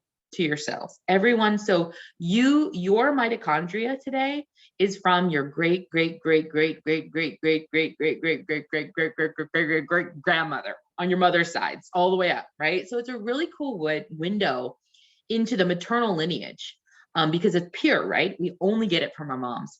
And mitochondria DNA is kept in the mitochondria, which is the only other, the only time this has happened. It's just because you need so much energy. So constantly you're going to need to be building this ATP. And so you don't want to have to go all the way to the nucleus to go over to the mitochondria to get the instructions. So they just keep it. Plus we have, millions of these mitochondria, hundreds and at least in every single cell. So it's not like it's the worst cases. And the DNA, so you got a lot of it. So it's not so bad if it gets damaged in one area, you've got tons more. Okay. Cool about mitochondria, there's these little bean looking things and they make energy and you only get them from your mother.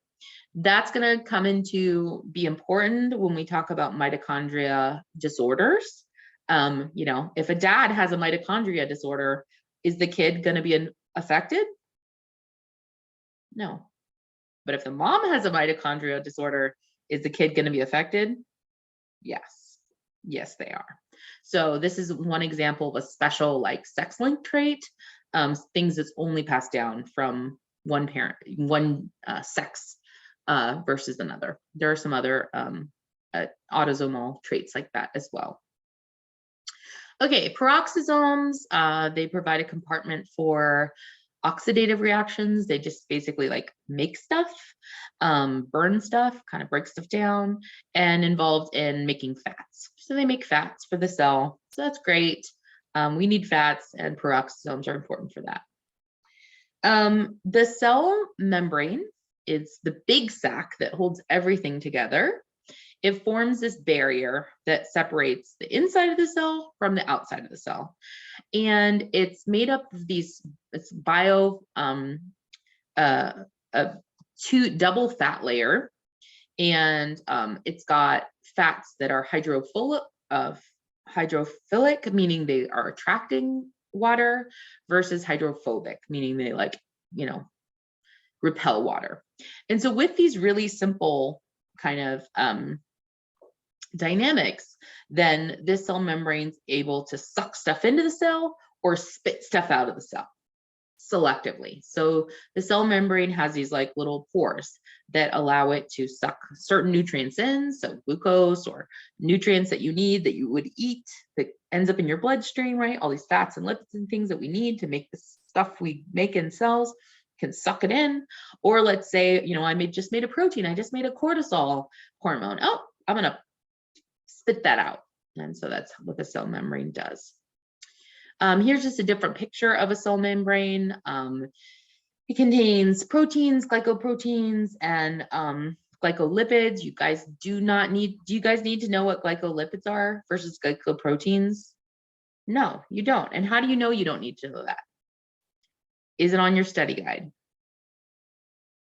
Nope. There's no such thing on your study guide. So that's what the study guides are for. I give you guys the context. It's great to know, okay, cool. Maybe someone's really interested in glycoproteins. They're like, oh, wow, I didn't know that was in the cell membrane. Who knows? But what you need to know for the exam is just what's on the lecture notes study guide. So we could just skip that then because it's not even on the study guide. All right. The cytoskeleton is kind of like the bones of the cell. They just help to maintain cell shape. They're these little cells that are connected to one another, and they help move organelles around in the cell. They're really important for this cytoskeleton, helps with cell division and provides motility. So some cell types can actually move around in the body thanks to little cytoskeletons that can move them around. And it moves chromosomes in cell division. So you'll see spindles when we talked about spindles forming in just a little bit. Spindles are cytoskeletons forming to literally tear pieces of the cell apart in two when we do cell division. Okay. And so a cytoskeleton is like a meshwork of proteins and rods, these little tubules, and there's different types. Do you need to know the 3 types? No, you don't. You just need to know, because if you did, I would say, what's a microtubule? What's a microfilament? We're not going to go into that. Just know that cytoskeleton are basically the skeleton of the cell and helps with cells moving around and moving organelles around in the cells. And also is kind of provides like some backbone for the cell. So it doesn't just like collapse in on itself, some structure. All right, here's a cheat sheet that goes over exactly what you need to know for the study guide. So if you missed something or you're not sure what to like put on your study guide, here's everything on one slide. So you can take a look at that later if you missed anything. Yeah. Okay. And now we could do a little cell exercise if you guys want to, where you label each of the portions of the cell. That's on your study guide, yeah? Or no?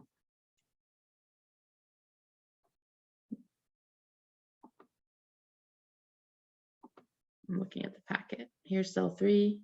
Oh, yeah, it's on there. I wasn't sure if I took it off. Yep. So we'll just take a few minutes and let you start to label parts of the cell, and then I'll show you guys the answers to that. Yeah. So you need to do this actually because it's on your study guide. So what I want you guys to do is just take a few minutes and work on that.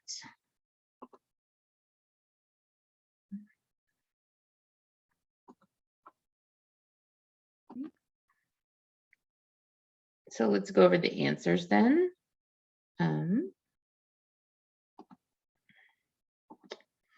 So number 1 is a lysosome.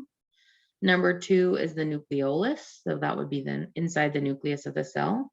Number 3 is the nucleus, right? Number 4 is the Golgi apparatus.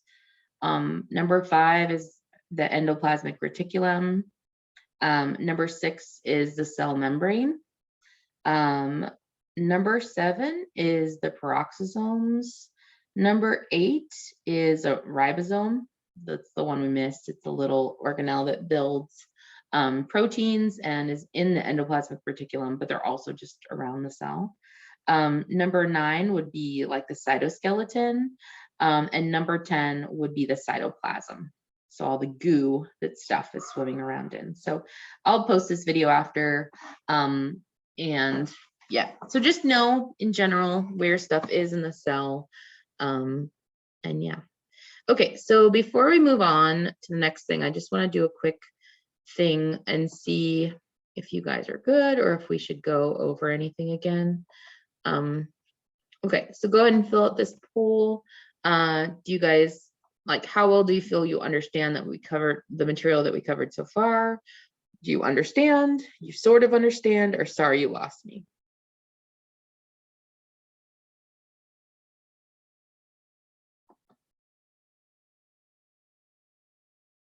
Okay. And pollers. So everyone's either I understand or I sort of understand. So that's good. Because if you're still, no one's like, you lost me. So that's great. And if you sort of understand, what I would recommend you doing is going back over the slides themselves. Most of the answers for your study guides are on the slides. And then also the reading will go into the basics of these things as well. So those are kind of your, and you can also watch the video again if you want to. So there you go. You've got lots of different resources, and then you can come to office hours if you have any issues. But I at least wanted you to be at, I sort of understand. It takes you like 2 to 3 times to really learn something. So if this is brand new for you, or you haven't thought about this, you know, for a long time, it's not going to be like, oh, I got it. But remember too, all the tests and things are open notes, open book. So it's not like I expect you to sit there and memorize this, but I expect you to be able to like access it pretty quickly in your notes. Okay, so that's great. So that means I'm going to move on. Then we're done with organelles. Not talking about anymore. And now we're going to talk about a little bit on cell communication. So cells, yeah, I don't want to talk about this. I want to talk about this, yeah. We can do this one. Let's do a poll. Here we go. Not on the study guide, so I didn't want to. I took out some stuff for this shorter 6-week class. So It just, these slides have a little bit more than you need, but we can do on this one. So which of the following types of macromolecules form the two layers of the cell membrane? So basically I'm asking, what's a cell membrane made out of? Is it made out of A, nucleic acid, DNA, B, proteins, C, lipids or fats, or D, carbohydrates? What do you guys think? So I'll put the pool. Yep.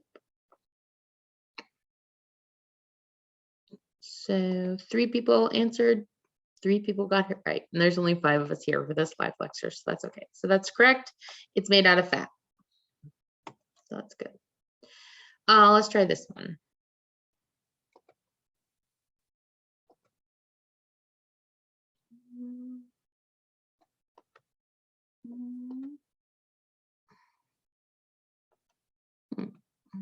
Didn't let me launch a new one. How do you do launch new relaunch poll? Yes, there we go. Forgot that function. Okay, which part of the cell is responsible for synthesizing proteins? Is it A, ribosomes, B, mitochondria, C, the nucleus, or the D, the cytoskeleton? And the answer is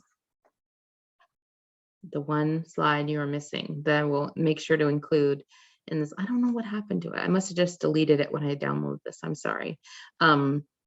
It is, yep, ribosomes, A. And you could also, a correct answer would be the endoplasmic reticulum or even the Golgi apparatus. All 3 of those organelles are really, really involved in making proteins. Lily. Okay, so I have 2 Pomeranians in the house. I apologize. Okay, so let's talk about cell division and death. So cell birth and cell death. Cells have to replicate themselves. They only have a lifespan of, a few years, depending on the cell type, sometimes even a few months. So they need to replicate themselves, and there needs to be baby cells, there needs to be cell birth, and there needs to be cell death.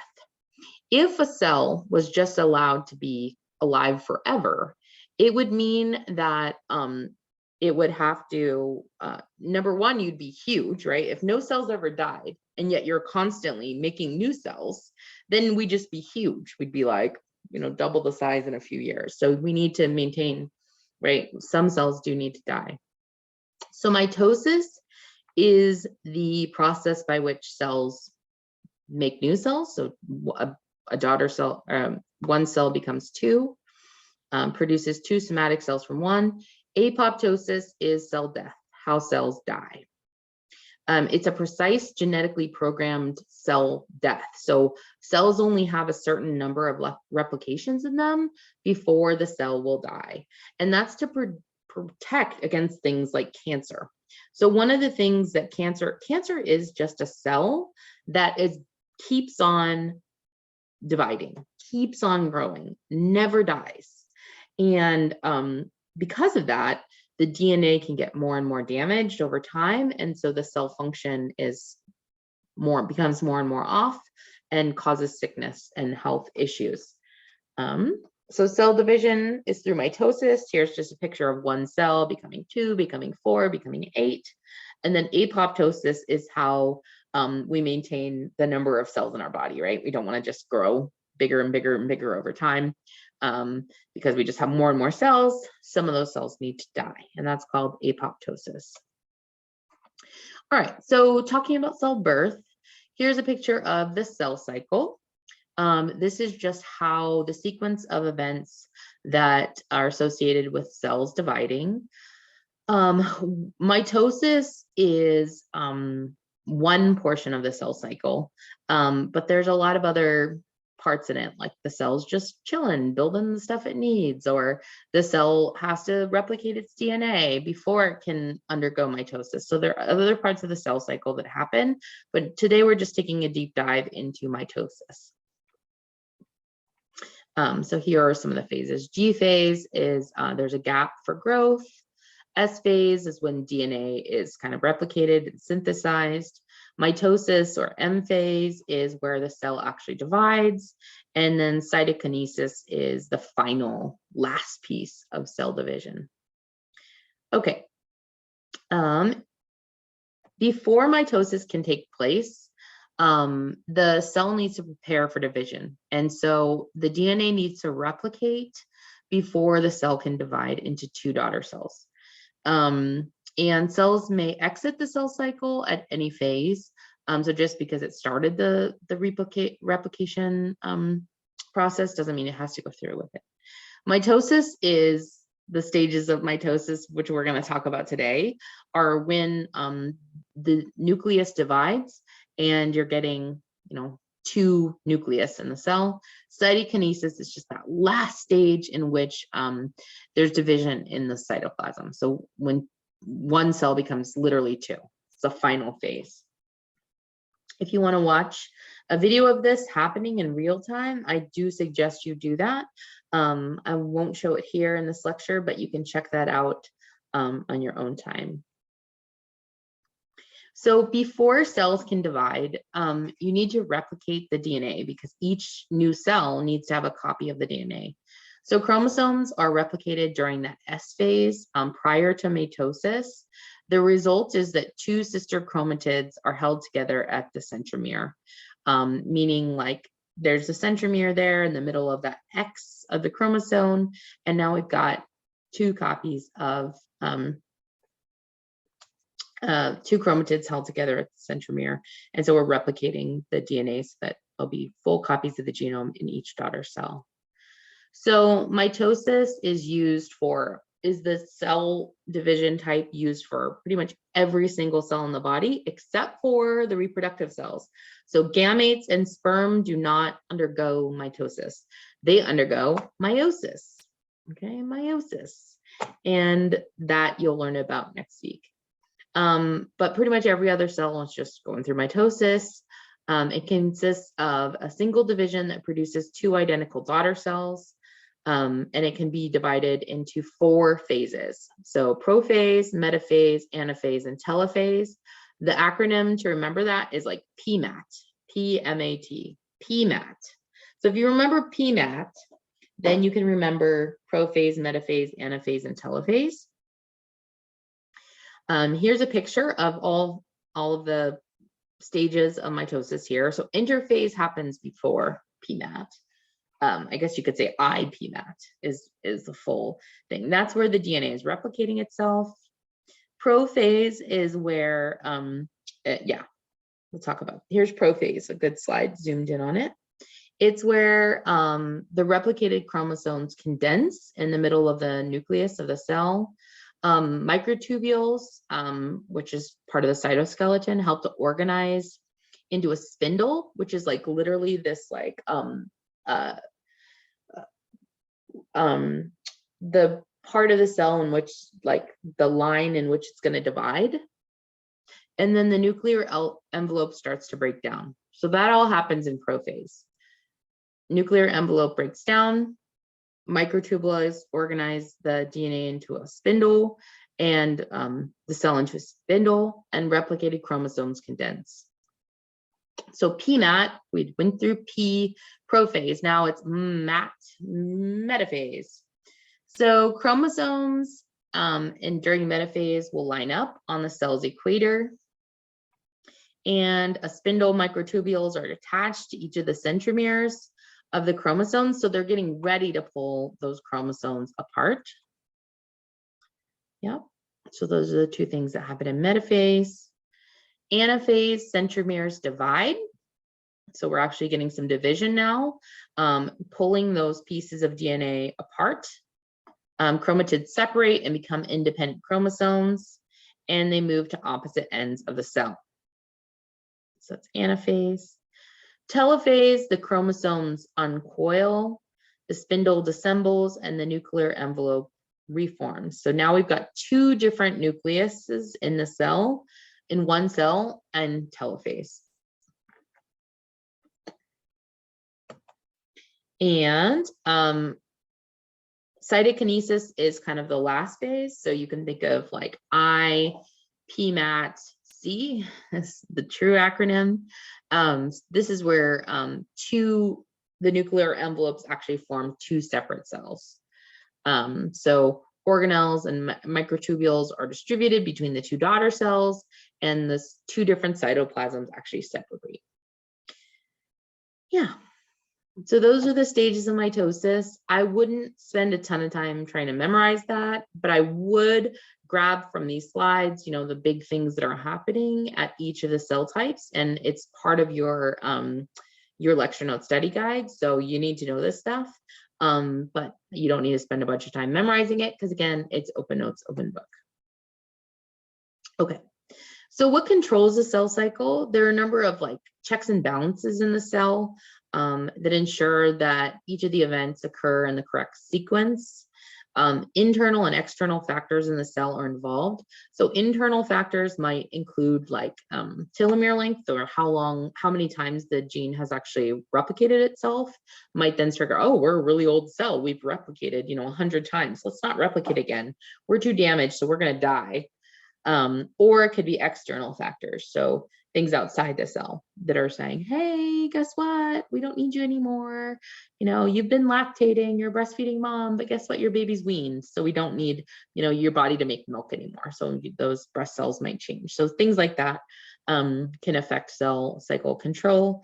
Many types of cancer result from faulty checkpoints. So cancer cells are defined by the fact that they refuse to die, and they just replicate themselves and replicate themselves and replicate themselves until they make, you know, themselves and you sick.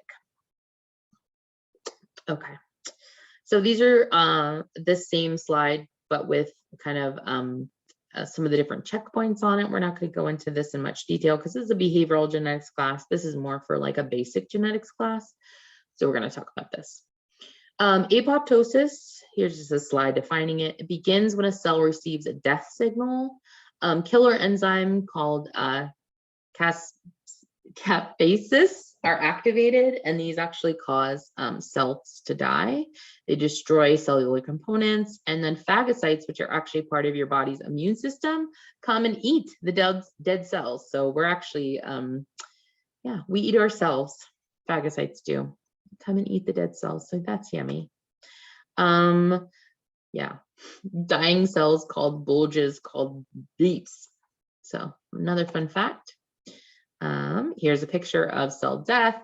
So let's say a cell, one of the external signals for cell death would be something like if a cell is extremely damaged. So your skin cell's nice and healthy, but you go to the beach all day and it gets irradiated, right? The sun's radiation literally goes inside your cell and cooks it, kills it, damages your DNA. That radiation is literally damaging your DNA and cooks your cell. Well, it's dead now. So then that cell needs to die. It shouldn't be replicated, even if it's like on its last legs and maybe could replicate, certainly shouldn't, because it's been super messed up by the sun. And so what happens is your cells then, you know, create these little, they come together in these little bleeps, and then your body will actually, it will either, you know, skin cells actually slough off and fall off, but the phagocytes, actually your immune system, come and will digest that cell. Yummy. Okay. So mitosis and apoptosis work together to form a functional body. You need both. You need both birth and death in order for your body to maintain its health. And the balance of that is key. So if you're making too many new cells, but no cells will die, that's going to cause problems. On the other side, right, some autoimmune disorders, for example, are caused when the phagocytes start going crazy and just started eating like healthy cells or destroying healthy cells.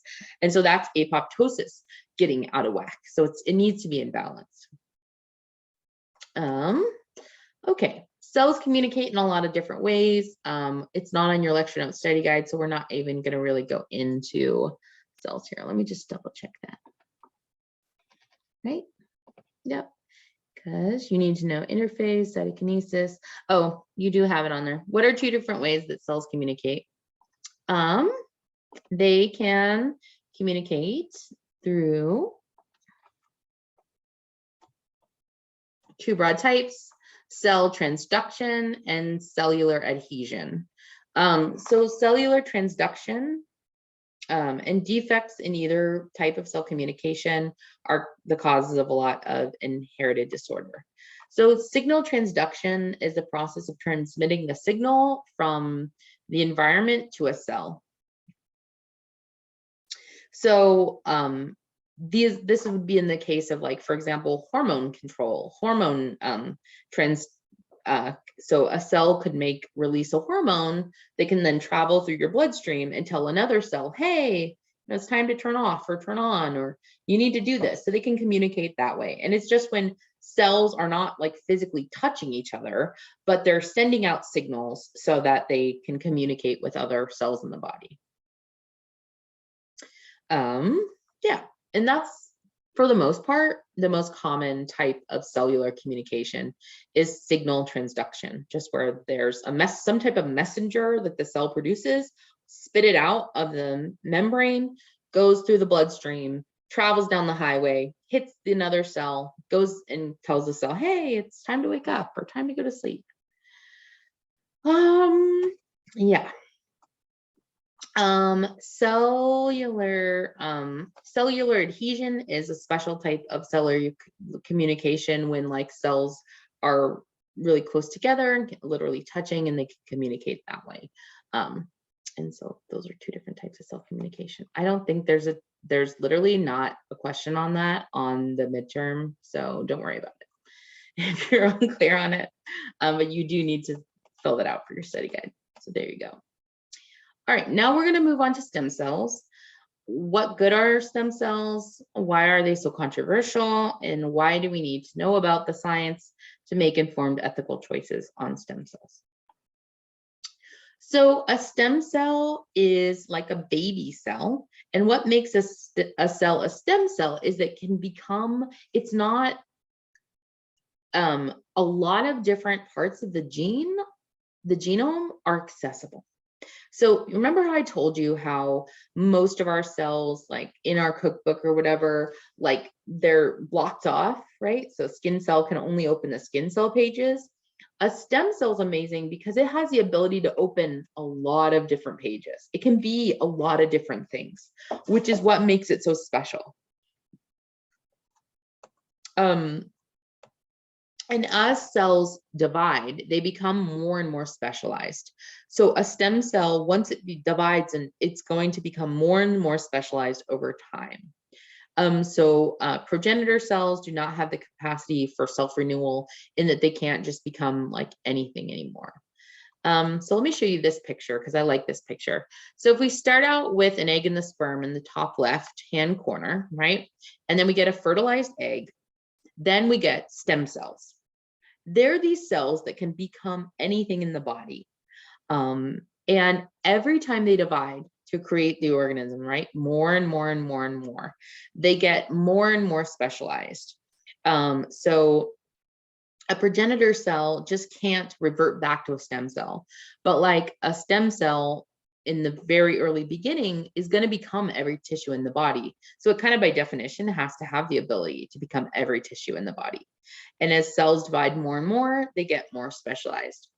So all cells in the human body descend from stem cells via mitosis and cell differentiation.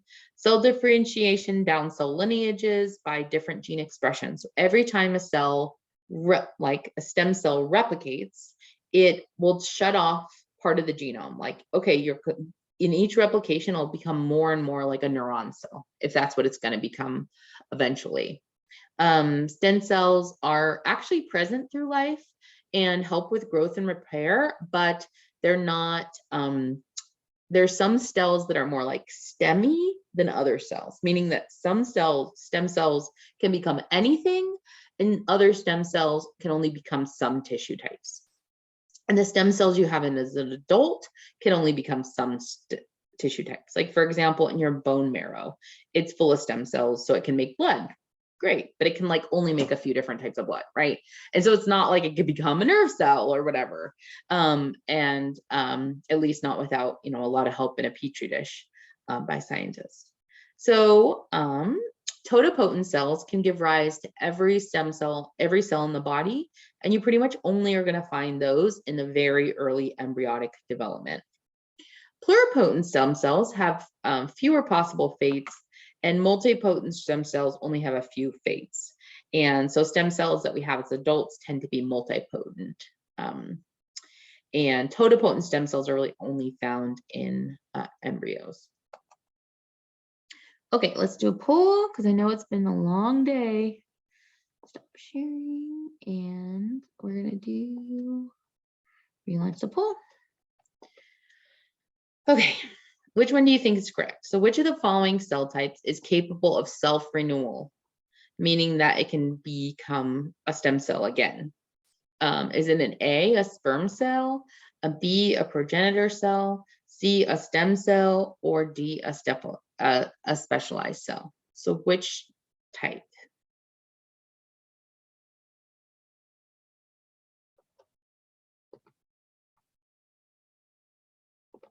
Okay, so most people got it correct. It is a stem cell. A progenitor cell is a stem cell that's kind of lost its ability to become anything. It is no longer, it's like a multipotent stem cell is like a progenitor cell, but it can no longer be anything. There you go. That's good. So how do researchers get stem cells? It's true, and I know that stem cells in general are the most of the controversy around them is due to this idea that they only come from embryonic cells. So it's true that human embryonic cells are a source of stem cells. So for example, if there was an extra embryos created from in vitro fertilization. So let's say a couple, right, wants to have some babies, and so they put the eggs and the sperm in the petri dish. And, there's 100 or not 100, there may be 10 fertilized eggs, right? But they're just in a petri dish still.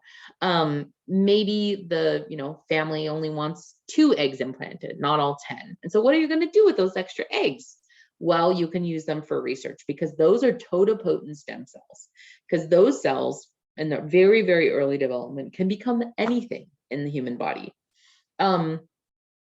It's true that in like this 1970s, there was some harvesting of stem cells from aborted fetuses.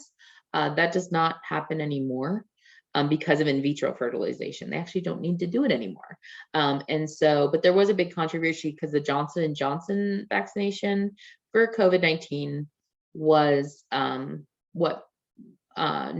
didn't have like any of the original cells in it, but was from a cell lineage that had been from an aborted fetus. So that's why it was quite controversial. And like the Catholic Church was like, had this whole doctrine. Anyway, if you're Catholic, you probably know about this, but we don't really use, I actually have never worked with stem cells myself. I should probably tell you, I'm a psychologist. I've done a little bit of genetic research on like, people who have different oxytocin receptors and gene environment interactions. And I'll tell you a little bit about it, but I'm not like a basic biologist, although I do some like hormone work, but I'm not this type of biologist. Yeah. A lot of stem cell research also comes from adult stem cells, so we can harvest bone marrow or even umbilical cord blood. So that doesn't hurt anybody, right? You just take the umbilical cord blood, you've got some stem cells in it, and you can use that for research. But there's also this really cool technique where they actually take like an adult stem cell and they revert it back through like this chemical reprogramming to an earlier state. So they take like a bone marrow cell and they'll turn it into a pluripotent stem cell. So you can kind of make stem cells by turning on some genes that were turned off. Anyway, why do you want stem cells? Well, because they can grow any tissue in the body, right? Then they could technically help with building new tissues that are damaged. That would be pretty amazing.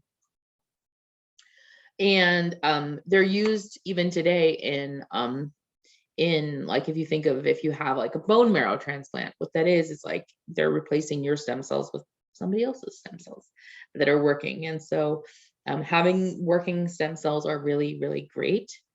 And we can use stem cells to grow blood, muscles, and nerve cells. They could potentially be used to repair people's bodies. So the reasons we'd want to use them is we could discover and develop new drugs. So for example, vaccines today were used thanks to stem cells. Observing the earliest signs of disease, we can understand if we can study where things go wrong in development of, why that, pluripotent stem cell didn't become what it was supposed to become. We can study some causes of disease, treatments. We can build new tissues that can be used as transplants or implants into people's bodies who have broken organs, and also stimulating stem cells in the body via the introduction of new proteins. Maybe we can make it so it's possible you can make cells kind of younger and have the ability to make new tissue in the body itself, which is kind of a cool thing. Anyway, all right, so there's a lot of controversy about stem cells because of the use of embryonic stem cells. However, we don't use embryonic stem cells in research anymore in humans. You do use embryonic stem cells from animal research. And we get embryonic stem cells though from in vitro fertilizations that don't take place. Yeah. All right, here's some resources from the International Society of Stem Cell Research. If you guys are interested in that, and this controversy and kind of the applications for this for medical science, but otherwise we did it. We got through lessons 1, 2, and 3 today. And so I'll be uploading this whole video for the whole class right after this. It'll probably take I don't know, half an hour to upload to YouTube. So it may not be available right away, but I'll start it right away. And then I'll jump back on this link at 2:45 for office hours. So if you have any questions, hit me back on this Zoom link. I'm going to take a quick break, grab some water, but I'll be here working if you guys have any questions. Otherwise, thanks for sticking it out. I know it's a long time. Don't forget to do your reading and work on your study guides. And yeah, have a great rest of your week. Bye, guys.